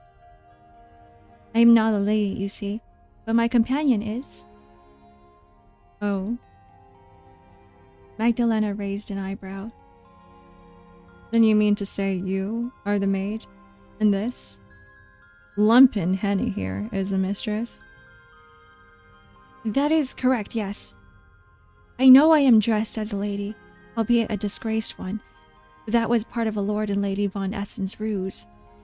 While traveling, they often have me dressed as a lady, while Henny, that is to say, Heinrich, dresses as maid. It's a means of subterfuge as that, if our carriage were ever to be attacked by bandits, I am the one who would be in harm's way, rather than my mistress. Only a truly desperate bandit would rummage through the pockets of a maid, especially when she is with her lady. Micah, that's... Henny began, but Micah cut her off. She was warming to her ruse, and she found she could not still her tongue, not until she had delivered her whole address. Lady Heinrich is the one whom will be missed in Augsburg, not I. She has a fiancé waiting for her, you know. He's a very important man. If she doesn't arrive before the dawning of the next day, he will be certain to send out a search party for her. You would not want that, would you? Magdalena pondered Micah's tall tale for a few moments, one gloved hand resting upon her hip. As she thought, Micah stared at her, compelling her through sheer force of will to accept her tale at face value. Micah knew her story was patently unbelievable, but she didn't need to convince a whole jury. She only needed to convince Magdalena. An age seemed to pass, during which nobody spoke. Until... Oh, very well. That is how it is, then I suppose I have no choice. You may leave my abode, Lady Heinrich. Here, Magdalena dropped another effusive curtsy. If that is indeed your real name. I will grant you the chance to reunite with your fiancé in Augsburg, who must be awaiting you with no shortage of anticipation. Who wouldn't, after all, wish to dote upon a maiden as fair and fine as yourself? Your surprisingly well-spoken maid, however, will be bidden to remain by my side. Welcome in, Sluskin. Thank you for the follow. Do we have a deal? Yes, I would do anything to ensure Lady Heinrich's safety. Oh, most assuredly. You would not consent to acting as a decoy on her behalf if you didn't care. What a wonderful friendship you women have. It's quite special, really, particularly given the disparity in your social statuses. Now come along, Lady Heinrich. It was very lovely to make your acquaintance. But now I fear I must cut our meeting short. Let me escort you to the front door. It's the least I can do for a woman of your lofty status. What? Micah, no! Henny cried, but in vain. Magdalena was soon upon her, her pale fingers winding tight about her wrists. Micah, please stop this! Tell her the truth! I'm sorry, Hen, but... Abashed, Micah dropped her gaze to the stone floor. Though she had given her life to Henny's sake, she found she could not meet her friend's gaze as she was dragged bodily from their cell. The hurt in Henny's countenance and the betrayal stung far too much. This is how it has to be. Says who? I was willing to go along with this woman's plan, but you scuppered it up. I don't understand you at all, Micah. Why would you tell such a tissues of lies for little old me? Magdalena, please. And he stared at Magdalena, all while trying and failing to dig her heels into the stone floor of her cell. Surely you can't believe my mistress. It's obvious she's lying. There is no way she isn't a lady, not with her fancy proper way of talking. She's far, far more genteel than I could ever dream of being. No, and he's crying. My heart. Your manners are certainly more polished than your own, yes, but perhaps this comes from years of servitude. You could stand to learn a thing or two from your maid, Lady Heinrich. Your fiancé wouldn't think much of you as you are now, I'm afraid. Why, you're speaking almost like a fishwife. Now come along, let us not argue. You will give me a headache. But Micah, I can't leave her alone, let me go! And he cried anew, squirming, now. But Magdalena's hold upon her did not loosen. If anything, it seemed to grow stronger, to such a degree that Henny screamed. Ow! Henny's cries echoed throughout the cell, more unbearable than those of the bandit's leader during the final moments. Magdalena had not made Henny bleed, at least. She was gripping her wrist so tightly Micah feared she might snap it. Henny, who was short and dumpy, could put a little in the way of a fight. The poor maid was quite helpless before her.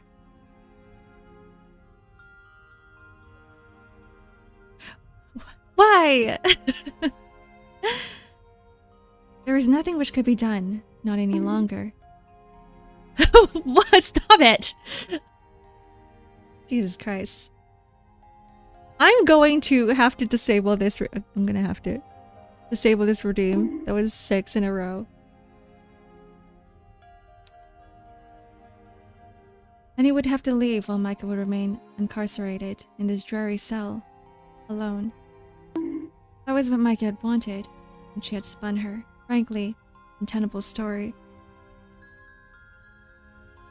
I'm going to kill you guys. So why, then, did she feel so guilty? Let go of me! Let go, I say! Micah, please! And he continued to protest, but Magdalena remained insensible to her cries. The door of the cell was closed once more with a metallic clang, and Micah was left upon the ground, pale-faced, trembling, and all alone.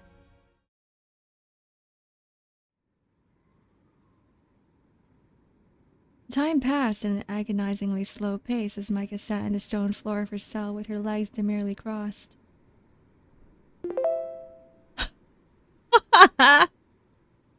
Come at me? I ain't afraid of you? You really want me to kill you? You really want me to kill you? No, I'm gonna have to turn this off. Seriously, guys.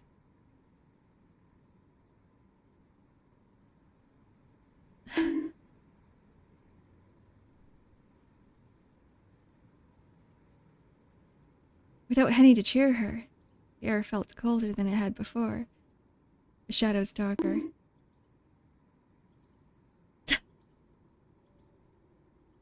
The word isn't working. Let me get you your glasses. I can somehow get them up.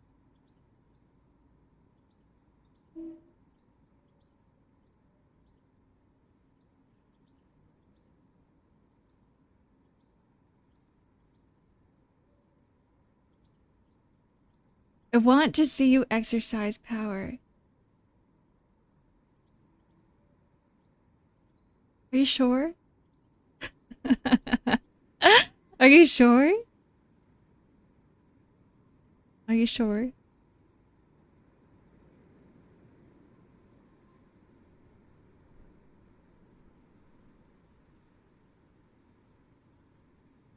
Magdalena had taken Henny from the cell so abruptly she hadn't been afforded the chance to collect her scattered playing cards.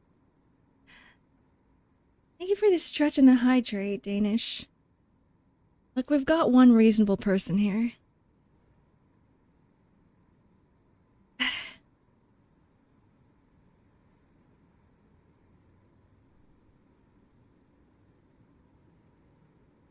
Lunch acquired. What'd you get?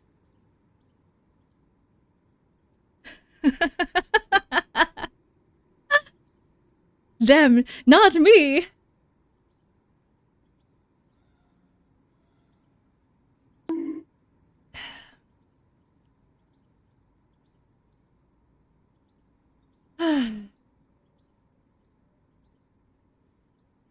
Oh, he's asking for it.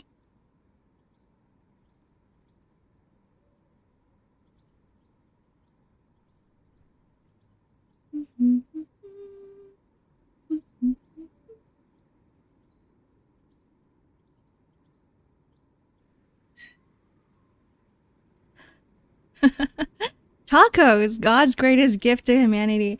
From Taco Bell or from some other place? I love fish tacos. That's my favorite. But some places make fish tacos better than others. You made them. Wait, what's in it? Where's ours? You made enough for the rest of us, right? Right, Clog? It's almost my lunchtime. You better have an extra for me.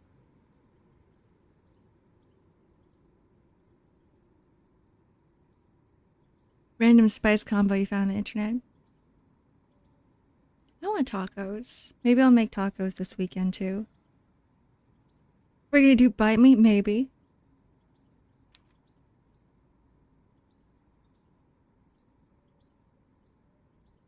Now these cards were strewn upon the floor, red diamonds, red as Magdalena's eyes, and coal black clubs. Micah caught the eyes of her nearby joker. His lips pulled into an unsettling smile and shivered. She knew she was being paranoid, but she felt almost as if the card was mocking her. Micah reached out, fingers trembling, to grab the card and flipped it over. She did not want to look at the Joker's grinning face. She did not want to think either about what Henny was doing or how she was feeling, and she certainly did not want to think of her own future. It would be easier to drive such musings from her mind, and yet... Though Micah tried to keep her thoughts placid, like the smooth surface of an untroubled lake, sinister queries, sharp-toothed like eels, writhed just beneath the surface. What would happen when Magdalena returned?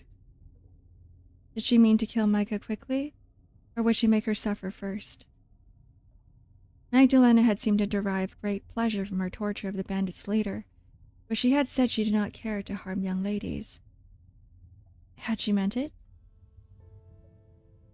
Micah could only hope, if Magdalena did not mean to kill her, she would do so quickly. She had suffered enough for one night. No, for one lifetime.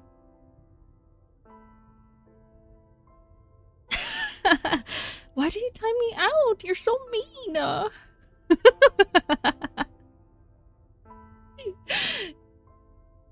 Didn't you guys ask for it?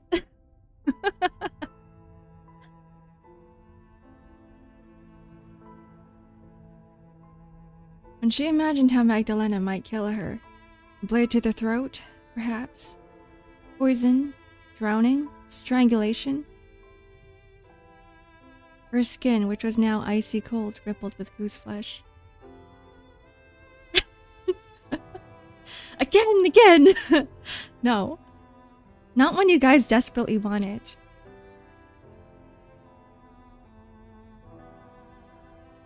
She did not want to be stabbed or poisoned or drowned or choked.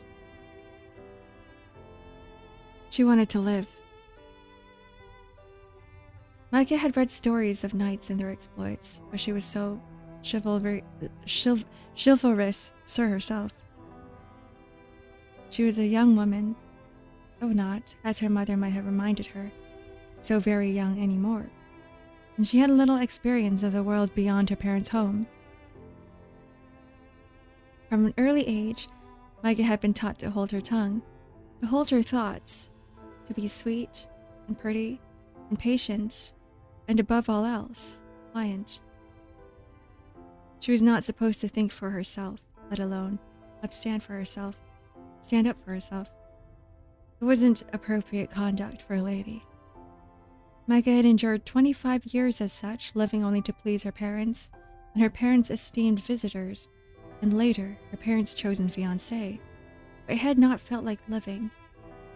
The only times Micah felt herself were those when she played cards with Henny, or read her books, or sat up by her window at night and stared out into the garden. Micah was 25, almost 26, but she knew nothing of the world. She knew nothing of freedom. She had never truly lived. How, then, was she supposed to die? She could not pass on, surely, until she had at least been afforded the chance to visit some of the places she had read about in her stories. Such dreams had been all which had kept Micah going throughout the dreary days kept indoors. She had persevered not for the sake of her present, which she had lamented, but the hopes of a better future which waited beyond the horizon. Now, Micah feared she would never be able to reach that future. Her life was to be curtailed before it could truly begin. She would never see any of the world now. Paris, and Venice, and Rome would remain a mystery to her, exotic settings for stories, and nothing more. She had been born trapped. Now she would die. The only difference was, it was no longer her parents entrapping her, but a monster. Had her 25 years thus far been a story, Micah thought bitterly, it would have been hopelessly dull, one full of endless waiting, but precious little doing. Waiting to live. Waiting to die. Was there any difference between these two states, really, when all was said and done? There's no point crying about it. Micah muttered this under her breath, in the dark, her own peace of mind. There's no guarantee I would have been allowed to live even if Magdalena did set me free. I would have to return to Herr Gerard and we would wed, and I would spend the rest of my days trapped in his house. I would go from being a cloistered daughter to a cassetted wife. Is that any better, really? In Micah's eyes, it would have been nothing but another form of imprisonment. Walter had the money to travel anywhere, but whether he would be willing to expend those funds on little Johns for his housebound bored wife was doubtful. Perhaps it was better this way. Micah had no life. She knew, waiting for her beyond the walls of Magdalena's castle. I have a phone call, guys. Be right back.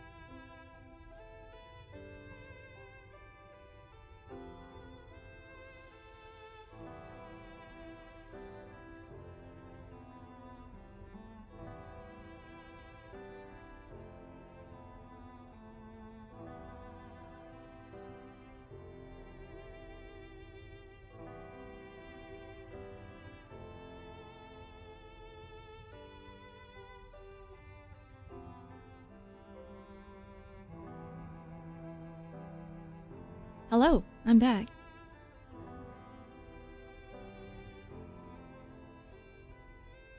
Okie dokie. Thank you.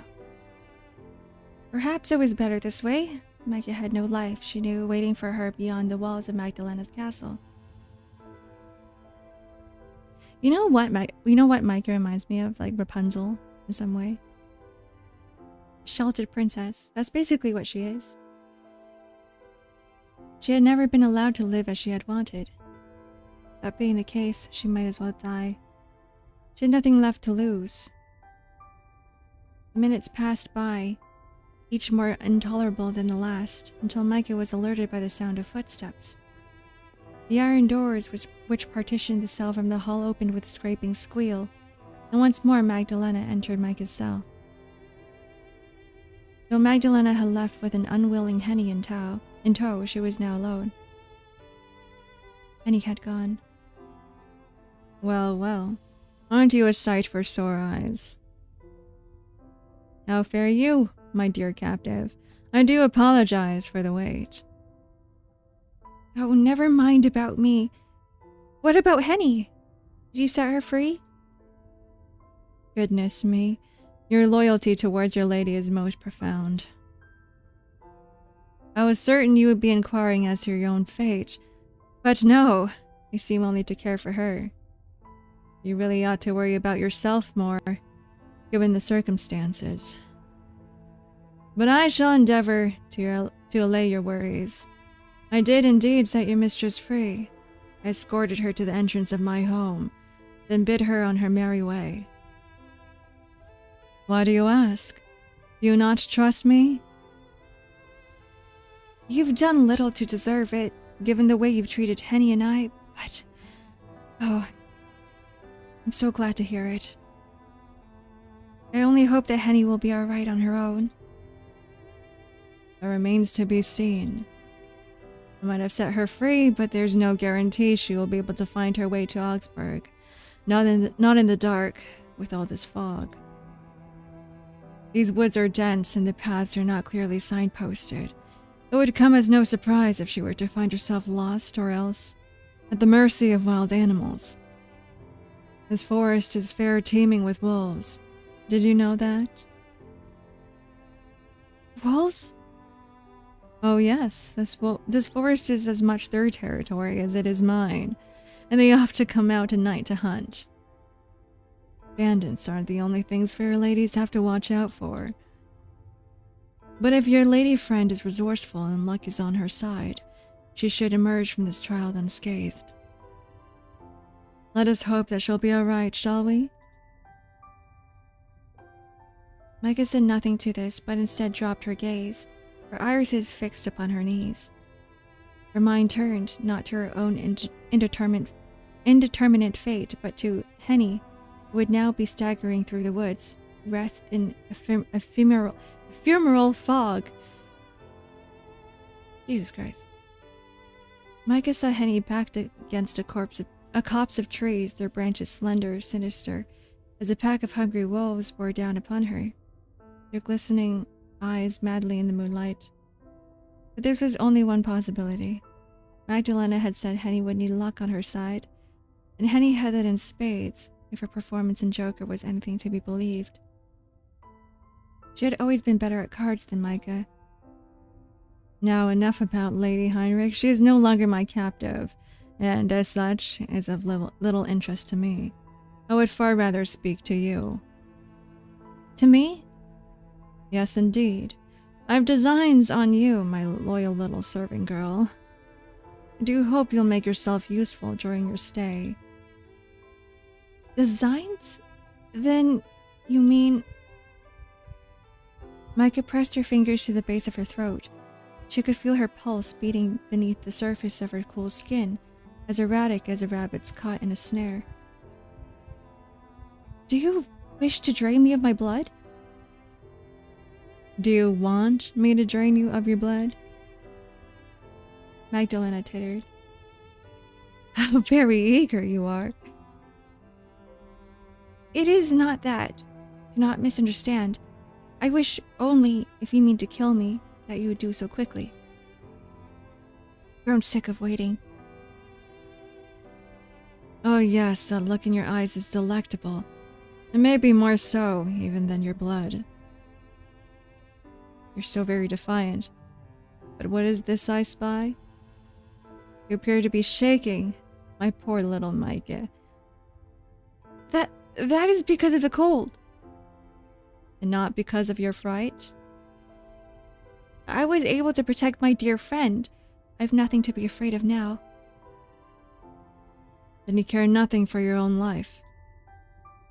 I've never been afforded a life. You may take it if you wish. You wouldn't be the only one. Ah, yes. That is the fate, or so I have heard, of being a servant. You poor dear. Magdalena's red eyes softened, and for a moment Micah wondered whether she would not see a trace of sympathy upon her captor's fair face. It lasted only a second, however, before it faded. Well, I hate to be the bearer of bad news, but I'm afraid I can't comply with your request. For the moment, that is. I'll drain your blood in due course, but I've no desire to do so now. The bandits I encountered earlier made for a more than satisfactory meal. I am so glutted. Do not think I could drink another drop of blood. Then you mean to draw this farce out longer, still? I'll draw it out for as long as I wish, until I'm sufficiently thirsty. There seems little sense in overindulging. I'm sure that your blood would taste sweeter than a bandit's, but that only makes it more imperative that I save you until I truly want you. Though it was Micah's death Magdalena spoke of, there seemed something sultry, seductive, even, in the way she stressed her words. Micah, who was unused to being wanted, found the blood pooling beneath her cheeks, despite the chill which clung to her. How would it feel when Magdalena brought her lips to her neck? Would it hurt? She supposed it would feel like a pricking sensation as Magdalena's teeth sank into her flesh, and then... Now won't you come with me? You'll catch your death of cold staying inside this dreary cell, and then you'll be of no use to anybody. If I am to enjoy you properly, I would prefer to do so while your body's still warm. What? Micah looked at Magdalena, her blue eyes uncomprehending. Are you really letting me go? In a manner of speaking, yes. Though I'll only be transporting you from one prison to another. As your hostess, I don't believe that these quarters are wholly appropriate for a long-term stay, especially not for a fair maiden such as yourself. You will be in my abode for several days yet, I fear, until I further need of you. Until then, I would like you to live in some measure of comfort. She's so generous. How unexpected. I didn't know you were so gracious. I can be. I've hidden depths much like the forest that surrounds my humble abode. I do so hate to see you shiver so, and your skin is so pale. Poor dear, you and I could almost be sisters. White skin may be fitting for us vampires, but it isn't so for maidens, not even the fairest in all the land. Now please follow me. I doubt you'll any real wish to stay here, languishing, unless you mean to make a further martyr of yourself. No, Micah bit her lower lip. She was loath to accept kindness from Magdalena, but she did raise a fair point.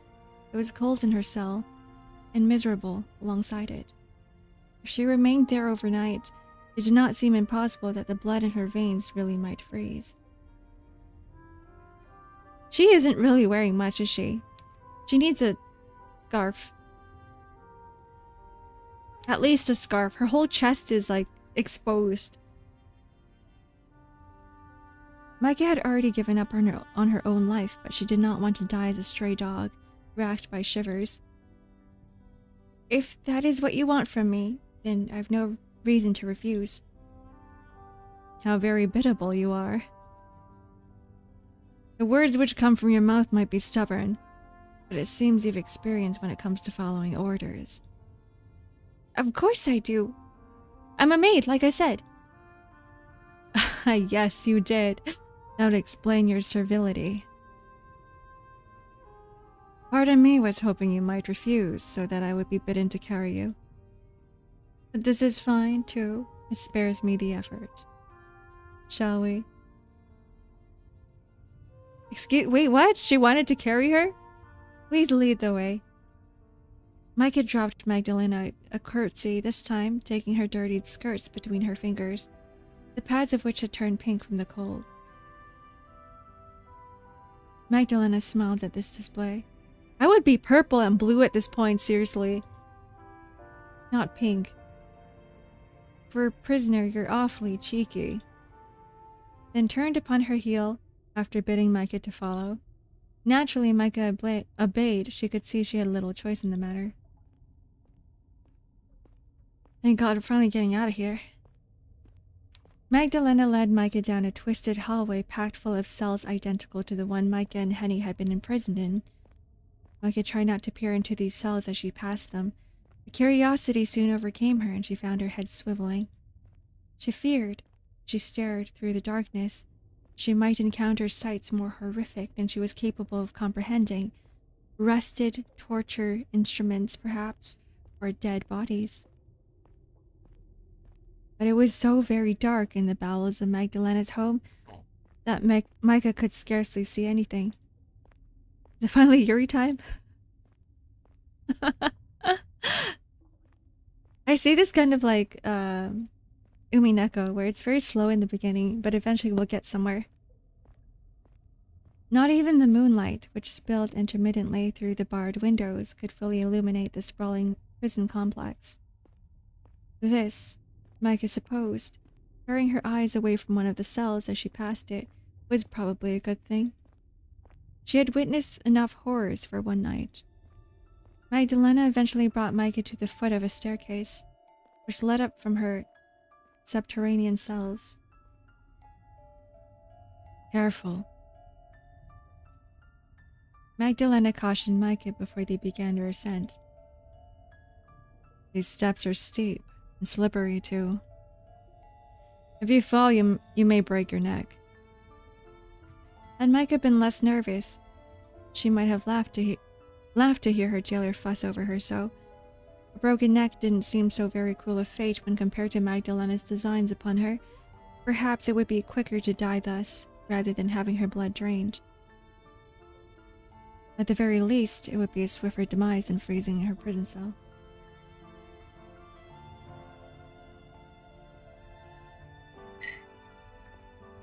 Micah felt little in the way of humor, however, as she took the chill banister beneath her right hand and began to climb. She could recognize the irony in Magdalena's warning, though only vaguely. Her mouth felt hewn in a permanent line, and though carved from stone, her brow furrowed. It seemed unlikely she would ever smile again. The chill of the basement faded as Micah cleared the final step to the twisting staircase to emerge in a spacious hallway lined with arched windows. Ooh, pretty. The hallway was not so very dissimilar in decor to her parents' home, though it was less ornate, the furnishings worn down by old age. It was apparent that Magdalena's home had once been noble, but it had clearly fallen to rot and ruin. Its heyday long since past. Who is lighting all these candles? It can't be Magdalena. The air in the ground floor smelt almost as rank as that in the dungeon, and every conceivable surface was heaped with inches of dust. There's so much dust, in fact, that Micah could feel it in the air when she inhaled. The dust irritated her eyes and nose, and laid heavily, unpleasantly, on her tongue.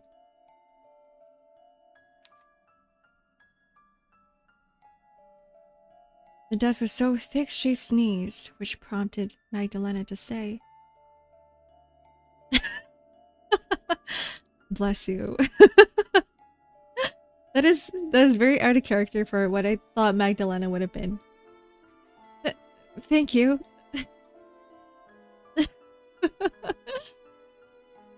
Micah replied, abashed, and then... Yeah, she stole the words right out of my mouth. I thought you did not care for God or his teachings. I don't, but I presume that you do. I thought you might appreciate it. I see. How very thoughtful of you. I know, for a vampire, I'm unusually sensitive. Mute with fatigue. Micah continued to follow Magdalena at the end of the hall, wherein a wooden door was inlaid. Magdalena seized the brass handle and twisted it, then pushed it ajar. It stuck for a few moments, as though unwilling to move, but soon shifted, creaking as it did so. When the door swung back, it was to reveal a vast, spacious room with a ceiling so cavernous Micah had to crane her neck to see it.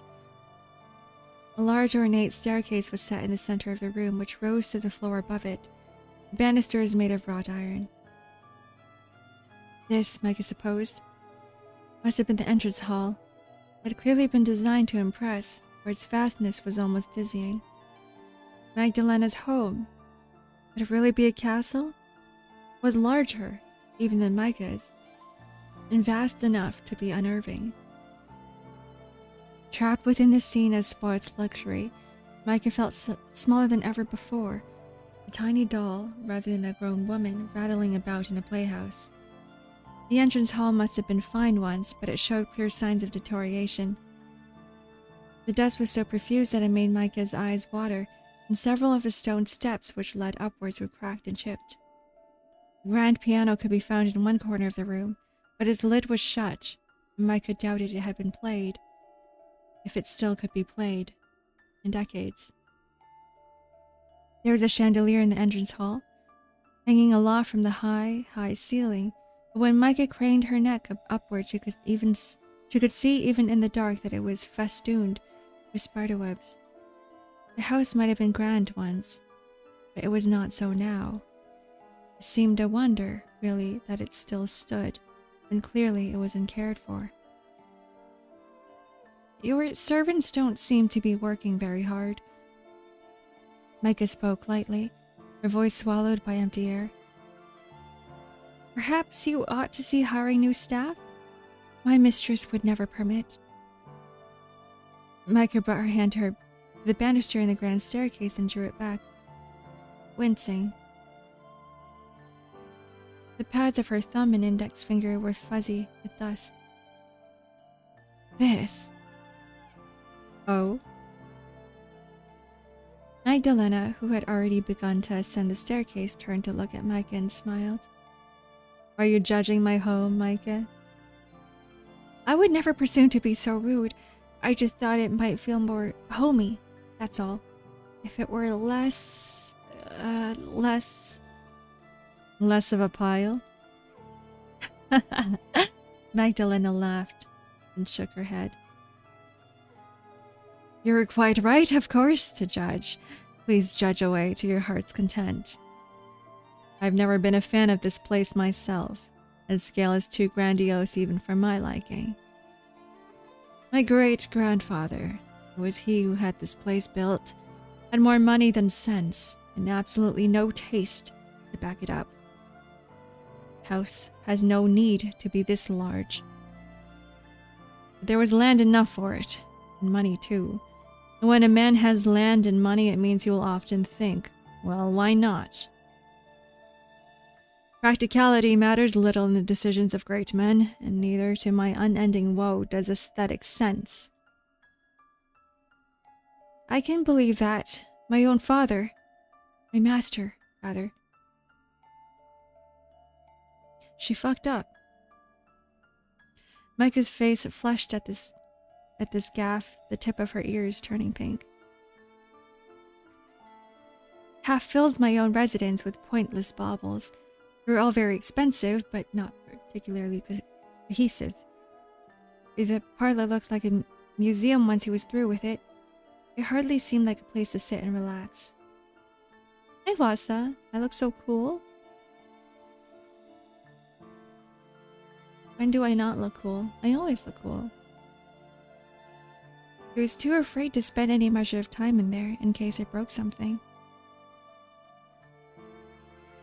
Then it seemed we have something in common. I found this place dismal even when my family was alive. And we had a legion of maids back then to keep everything spick and span. They kept the dust and the cobwebs at bay, bless their hearts, but they couldn't combat the loneliness. Now my family is dead, and all our maids along with them. I can hardly take on new hires, being what I am, so my home was rather left to go to ruin. I clean what I can, but there's very much house to clean, and only one of me. It's quite the overwhelming challenge. My attempts at cleaning have fallen quite by the wayside during the last half a century. I hope you can forgive my slovenliness. Oh, it's fine. I understand. You're too kind. Magdalena's red eyes softened, and they head back in the dungeon with something akin to sympathy. But before Micah could ponder this, her jailer turned. Oh, listen to me prattle on. It is most inconsiderate of me, especially when you must be tired. Let us make haste to your room. Micah followed behind Magdalena as a puppy might, almost grateful to her for the promise of a room and a bed. It was as Magdalena said. She really did feel tired. She was more than ready to lie down beneath warm covers, or even lukewarm covers, and sleep. Anything would have been better than the stone floor upon which she had been lying. Micah yawned, her eyes blossoming with tears anew while pressing her right hand, fingertips still flecked with dust, instinctively to her mouth. Oh? But half asleep, though she was, Micah's senses were alert enough for her to detect a sudden noise. There came, through the yawning gulf of the entrance hall, a sound not dissimilar to that Micah had heard in the dungeon. It was a scream. Or was it? Micah was unsure. The scream was fainter than the one she had detected in the dungeon, and seemed to emit not from the ground, under which the cells lay, but above her head. Was there another person concealed in Magdalena's abode? Someone other than herself?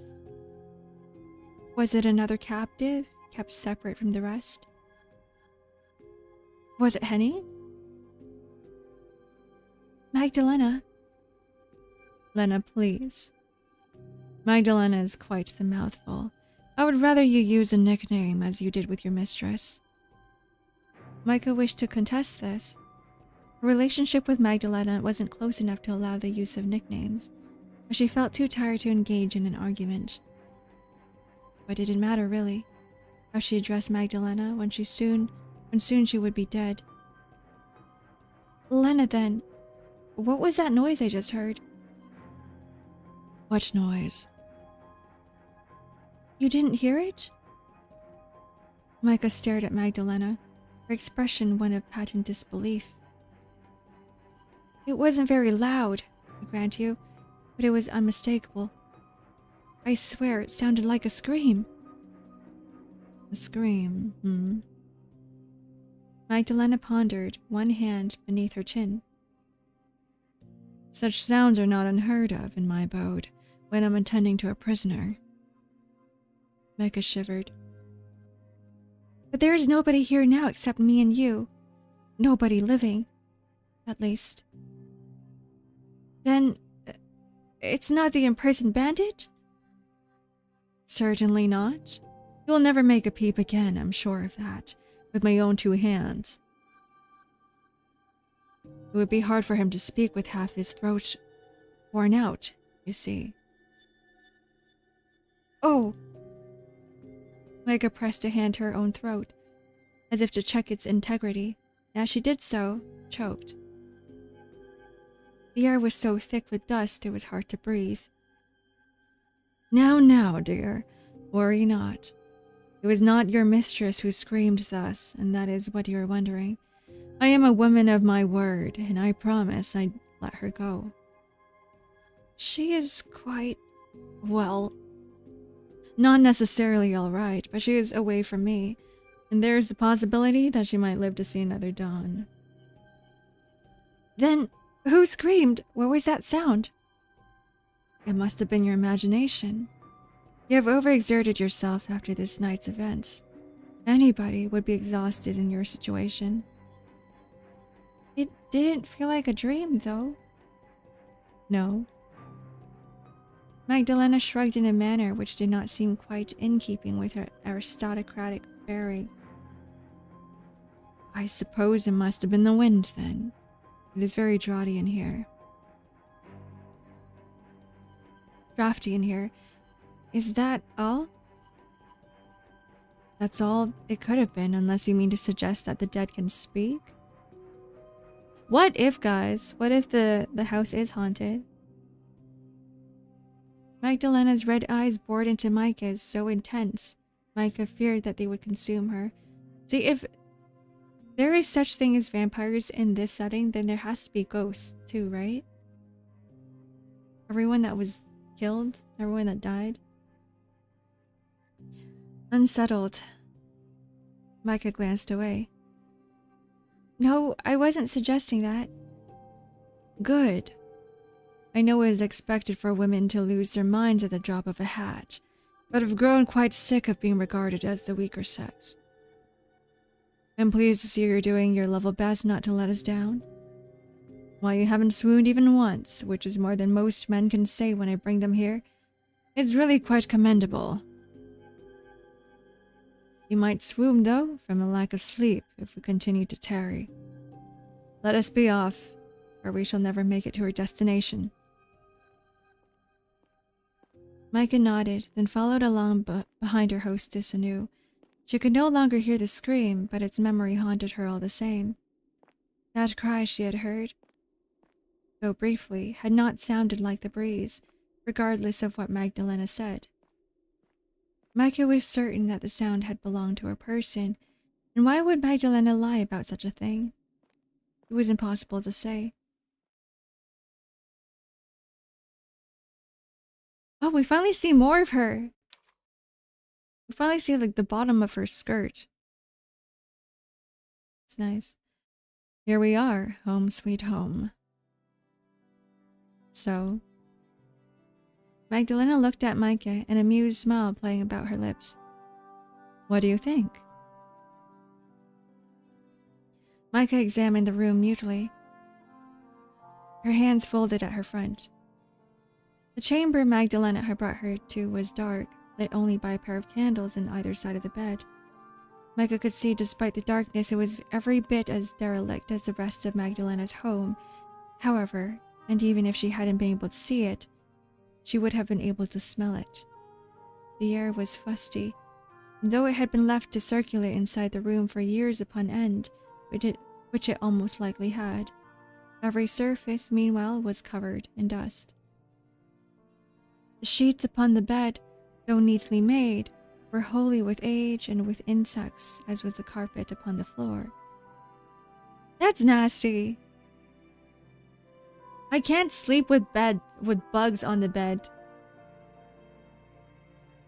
It was a sad room which had been ignorant of human occupation for years, but it was still a superior set of lodgings to those in which Micah had awoken. At least this room had a bed, a four-poster one no less, like the one at Micah's home, with a mattress and sheets upon which Micah could rest her weary limbs. The bedchamber had a wardrobe too, though Micah possessed nothing to store in it save for the tattered clothes upon her own back.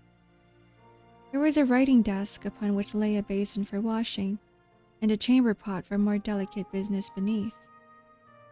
This pot was, thankfully, far cleaner than the one Micah had found in the dungeon, so white and spotless she had imagined it unused.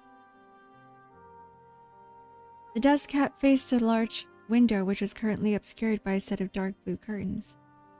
Micah could not see beyond the window, though she doubted she had been afforded much of a view even if she'd drawn the curtains back. It was very late, after all. It was not as cold in this room as it was in the underground cells, but it wasn't warm either.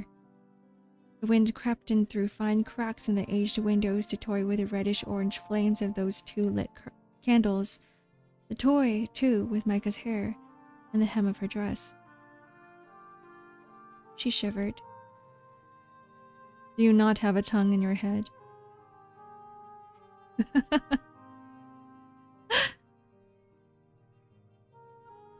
Well, Micah can't possibly say it looks like shit, right? Just be silent. If there's nothing good to say, then don't say anything. That's how I approach things. Magdalena needled Micah, who had yet to speak. Don't tell me that you've already come over shy. I brought you to this room solely so that you might sleep. I have no wicked designs on your innocence, regardless of how pretty you are. I only want your blood, not your body. I beg your pardon? Micah blinked at Magdalena, uncomprehending. What designs are you speaking of? You cannot tell? I'm sure I have no idea. None whatsoever? None at all. I'm wholly ignorant of such affairs.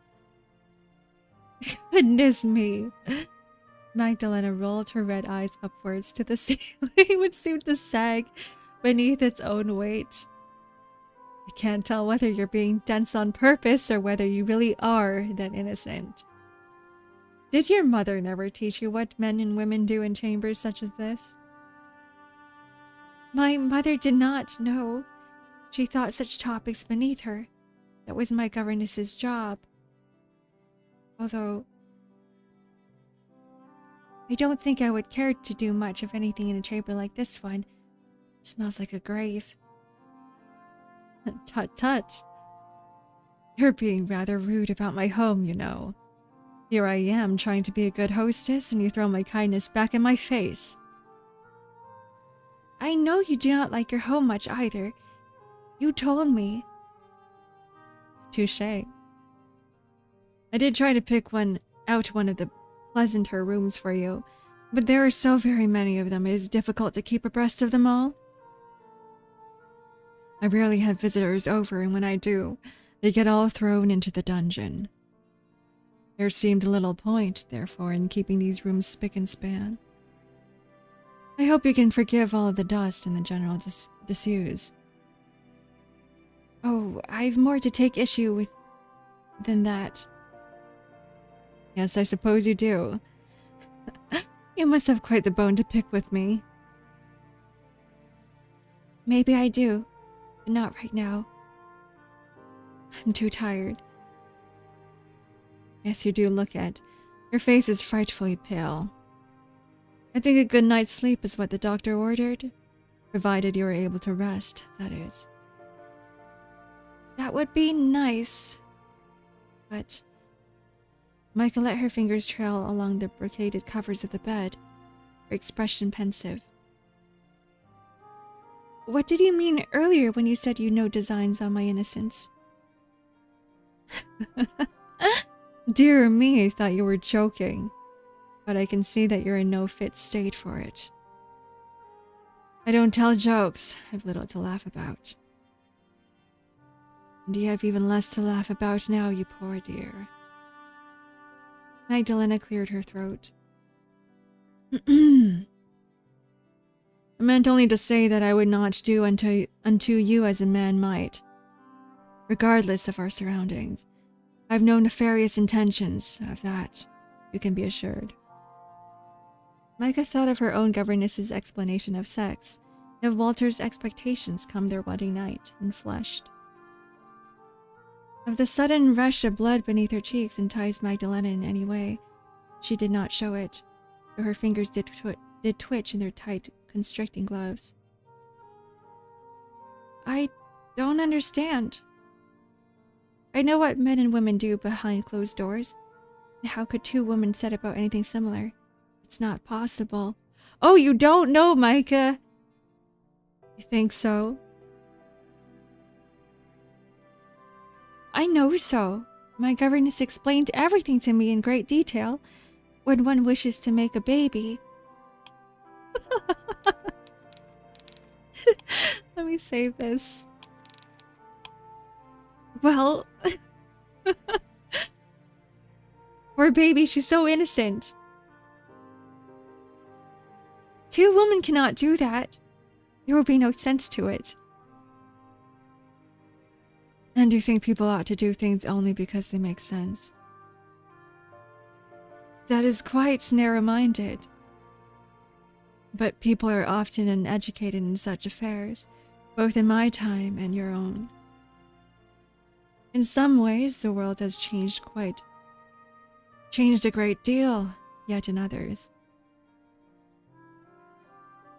Mikey looks so cute here. Well, never mind. I can see I'm only confusing you. You're so very innocent, it hurts. I feel that. Perhaps it is to be expected, though. Ladies ought to not know of such things. They are born and bred to be ignorant. What?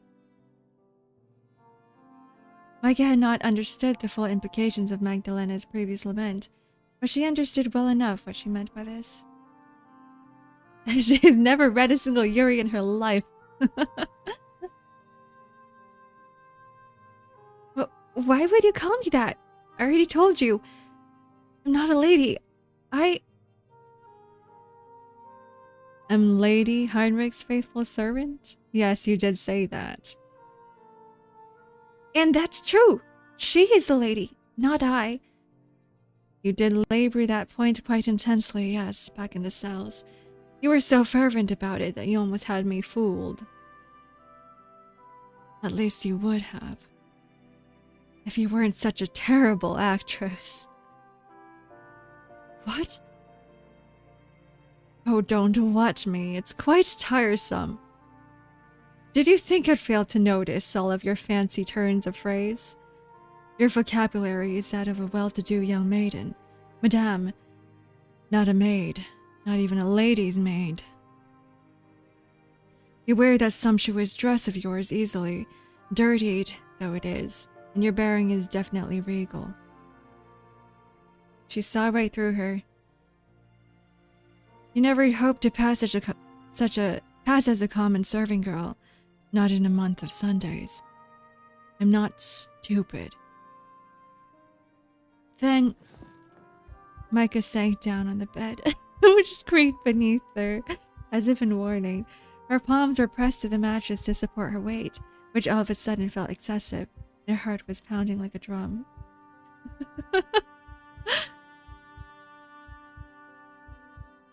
You knew I was lying from the very beginning? Indeed I did. It was very obvious. I can tell you have no practice in deceit, Micah. You're much too sweet for it. But if you knew I was lying, why did you agree to let Henny go? Herr Gerard wouldn't lift a finger to aid Henny if she disappeared, but he will surely come looking for me. Herr Gerard, is that the name of your fiancé? Yes, it is. You don't refer to him by his Christian name? That is...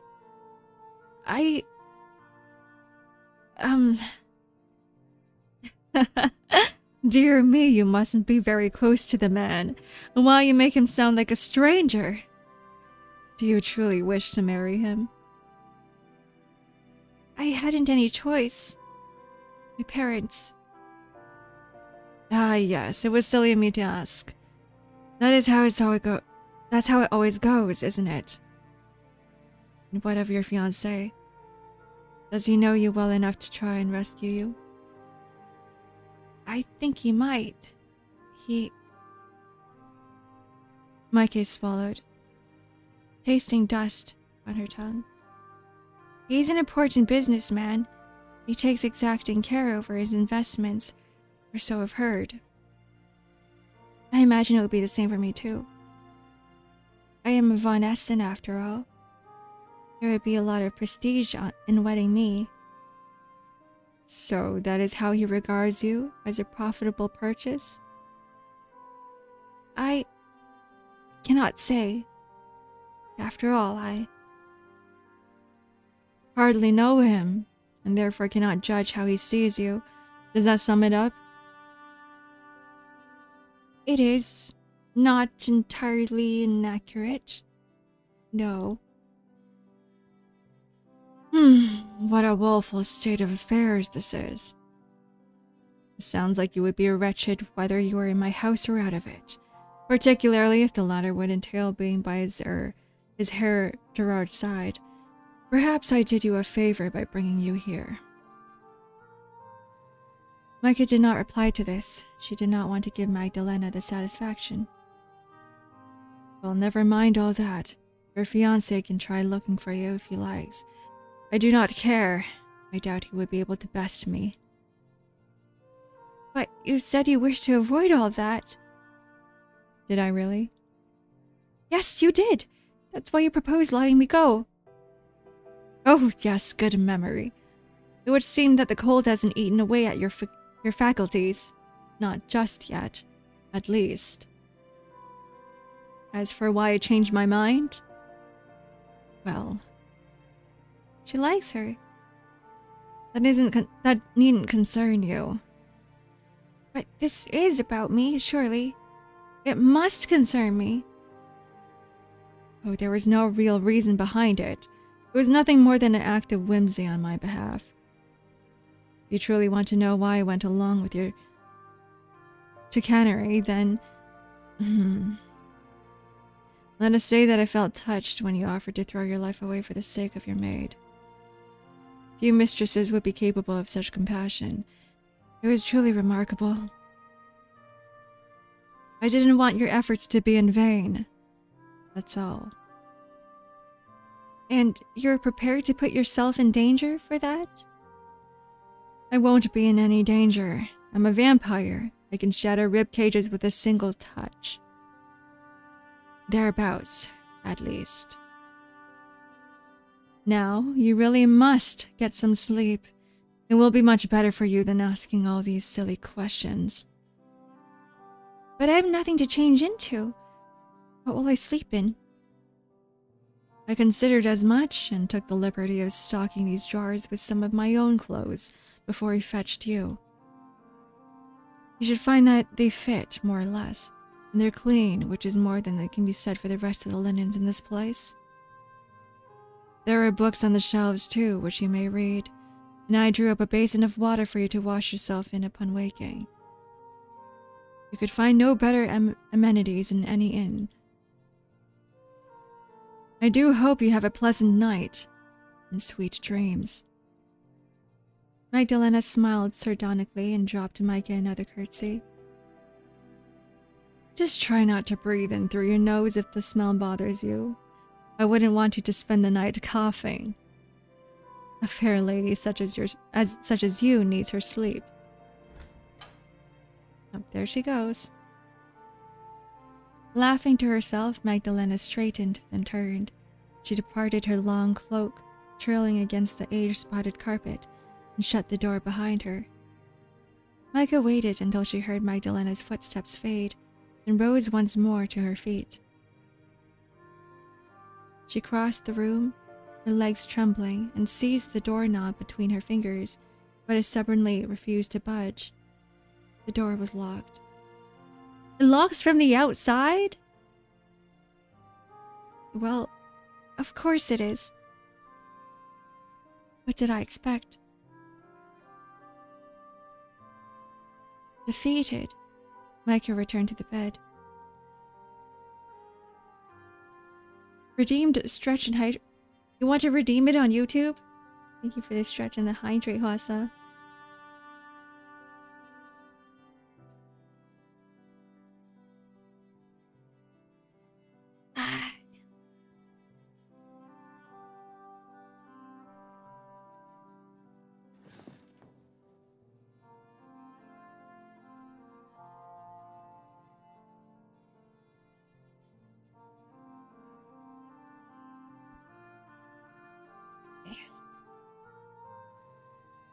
Weary from all that had happened, she collapsed upon it.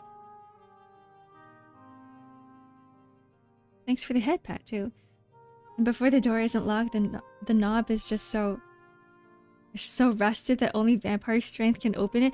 I hope that's the case, because what kind of guest room locks from the outside? That's not a guest room, that's a prison cell. That's also terrifying.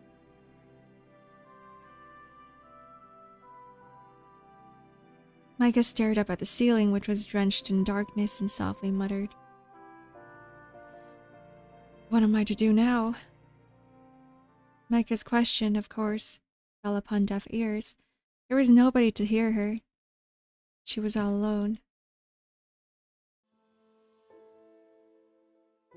Whoa! Whoa, look at this scene! This is a lot. I really like the dress. I really like the CG here because it's like red and white. Symbolizes innocence in a way. It's nice. She's pretty. Micah tossed and turned uneasily that night in a bed which smelled of disuse and decay. The bed was more comfortable than in the cell that she had been held, but it was almost as cold, its thin sheets eaten away by old age and insects. At least the dungeon, with its sole wooden cot and its solitary window, was supposed to be inhospitable. His bedroom, meanwhile, was a different matter. It was richly furnished, but all of its decorations had since been ravaged by time's unrepentant advances. What if she moves into Magdalena's room? Like, they're eventually going to have to share bedrooms, right? Right? That makes sense. It's a Yuri. The men and women who must have stayed in this room once, more than a century ago, would surely be dead now. In that sense, the room felt akin to a crypt. Would that make the bed a sarcophagus? Micah a corpse? Magdalena had spared Micah's life for the present, but Micah doubted that she would be so fortunate in the future. Magdalena was not, Micah reminded herself, a human, but a vampire. She meant to suck Micah out of her blood, and when she did, Micah would lose her life, just as this room's previous inhabitants surely had. See, she knows nothing about vampires. Like, you don't necessarily have to die when your blood gets sucked, right? You don't have to suck all of the blood at once. There's no way a vampire can ingest that much blood in one sitting. Because then you would explode. You would become a second person, because a human body is 75% blood. Or water, at least. 75% water. It's not 75% blood, but like blood makes up most of the liquids in our bodies. That's how it works? Yeah? She's not gonna die. Magdalena's home was so decrepit, it seemed unfathomable that life could flourish within its walls. It was not so very different, really, from the Von Essen mausoleum. Thank you for the stretch and hydrate. The air even smelt the same. I have water. No, I have milk tea. I'll have milk tea and water. And coffee. I have so many liquids here, so many drinks. So many decisions.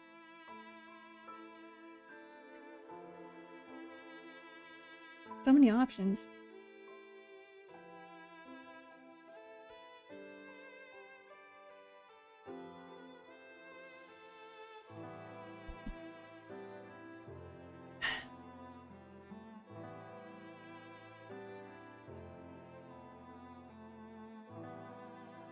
My mouse is dying.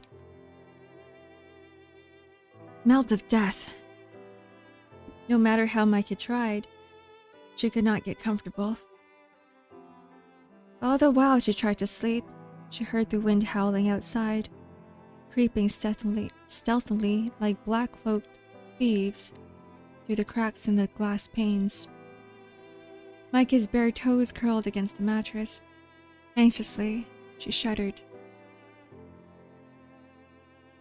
What was to become of her now?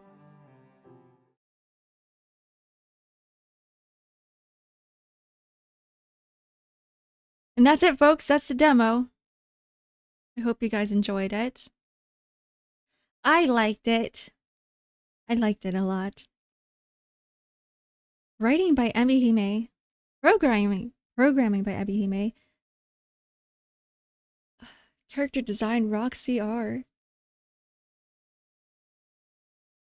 Oh, I need to follow this artist. I really like the art. I really like the music. I really like the art.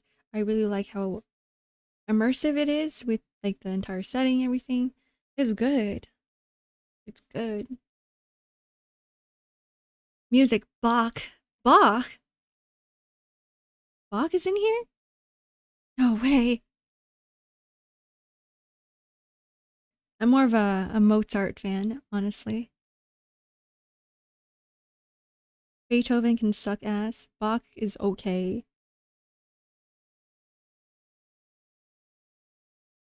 Who else is really good? Who's the one that, Debussy? Debussy's really good. Debussy? Debussy? Character art? Not in this game. Not in this game. In another game. In Redcraft. Okie dokie. Okie dokie. That is Cage of Roses. An Ebihime visual novel. Ebihime does, they've made a bunch of other Yuri visual novels too. They made a lot. This is just their latest one. But I think most of the stories are really good. If you guys are interested, they're all available on Steam. Okay. That is going to be it for Cage of Roses. I'm not going to continue with like the full game because it's too much reading. I'm not very good at reading for long periods of time. And plus, if you guys want to play it yourself. Get it yourself. Support Ebihime. Support the indie devs. Thanks for stream. No problem. I'm gonna go have lunch. When he mentioned tacos, my stomach started rumbling and I was like, oh shit. I need food. I need to fill my stomach. Okay, let's go here. Oh, it's so dark. Hi, everyone. Shall we change the background?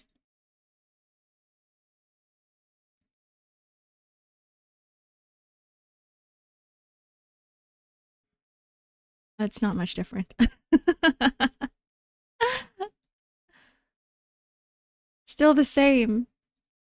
Some of you guys need to sleep too, right? Here we go. Now it's a little bit brighter.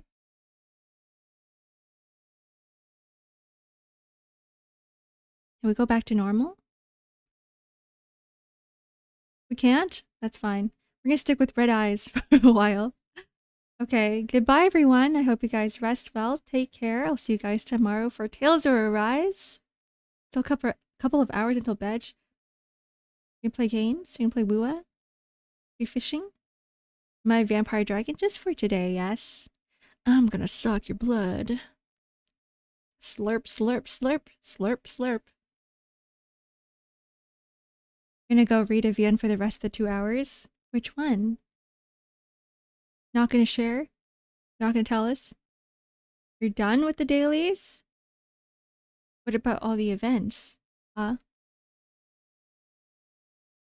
What about the weeklies, huh? What about the monthlies? What about your battle pass? Huh? Honestly though, gadgets take up so much time.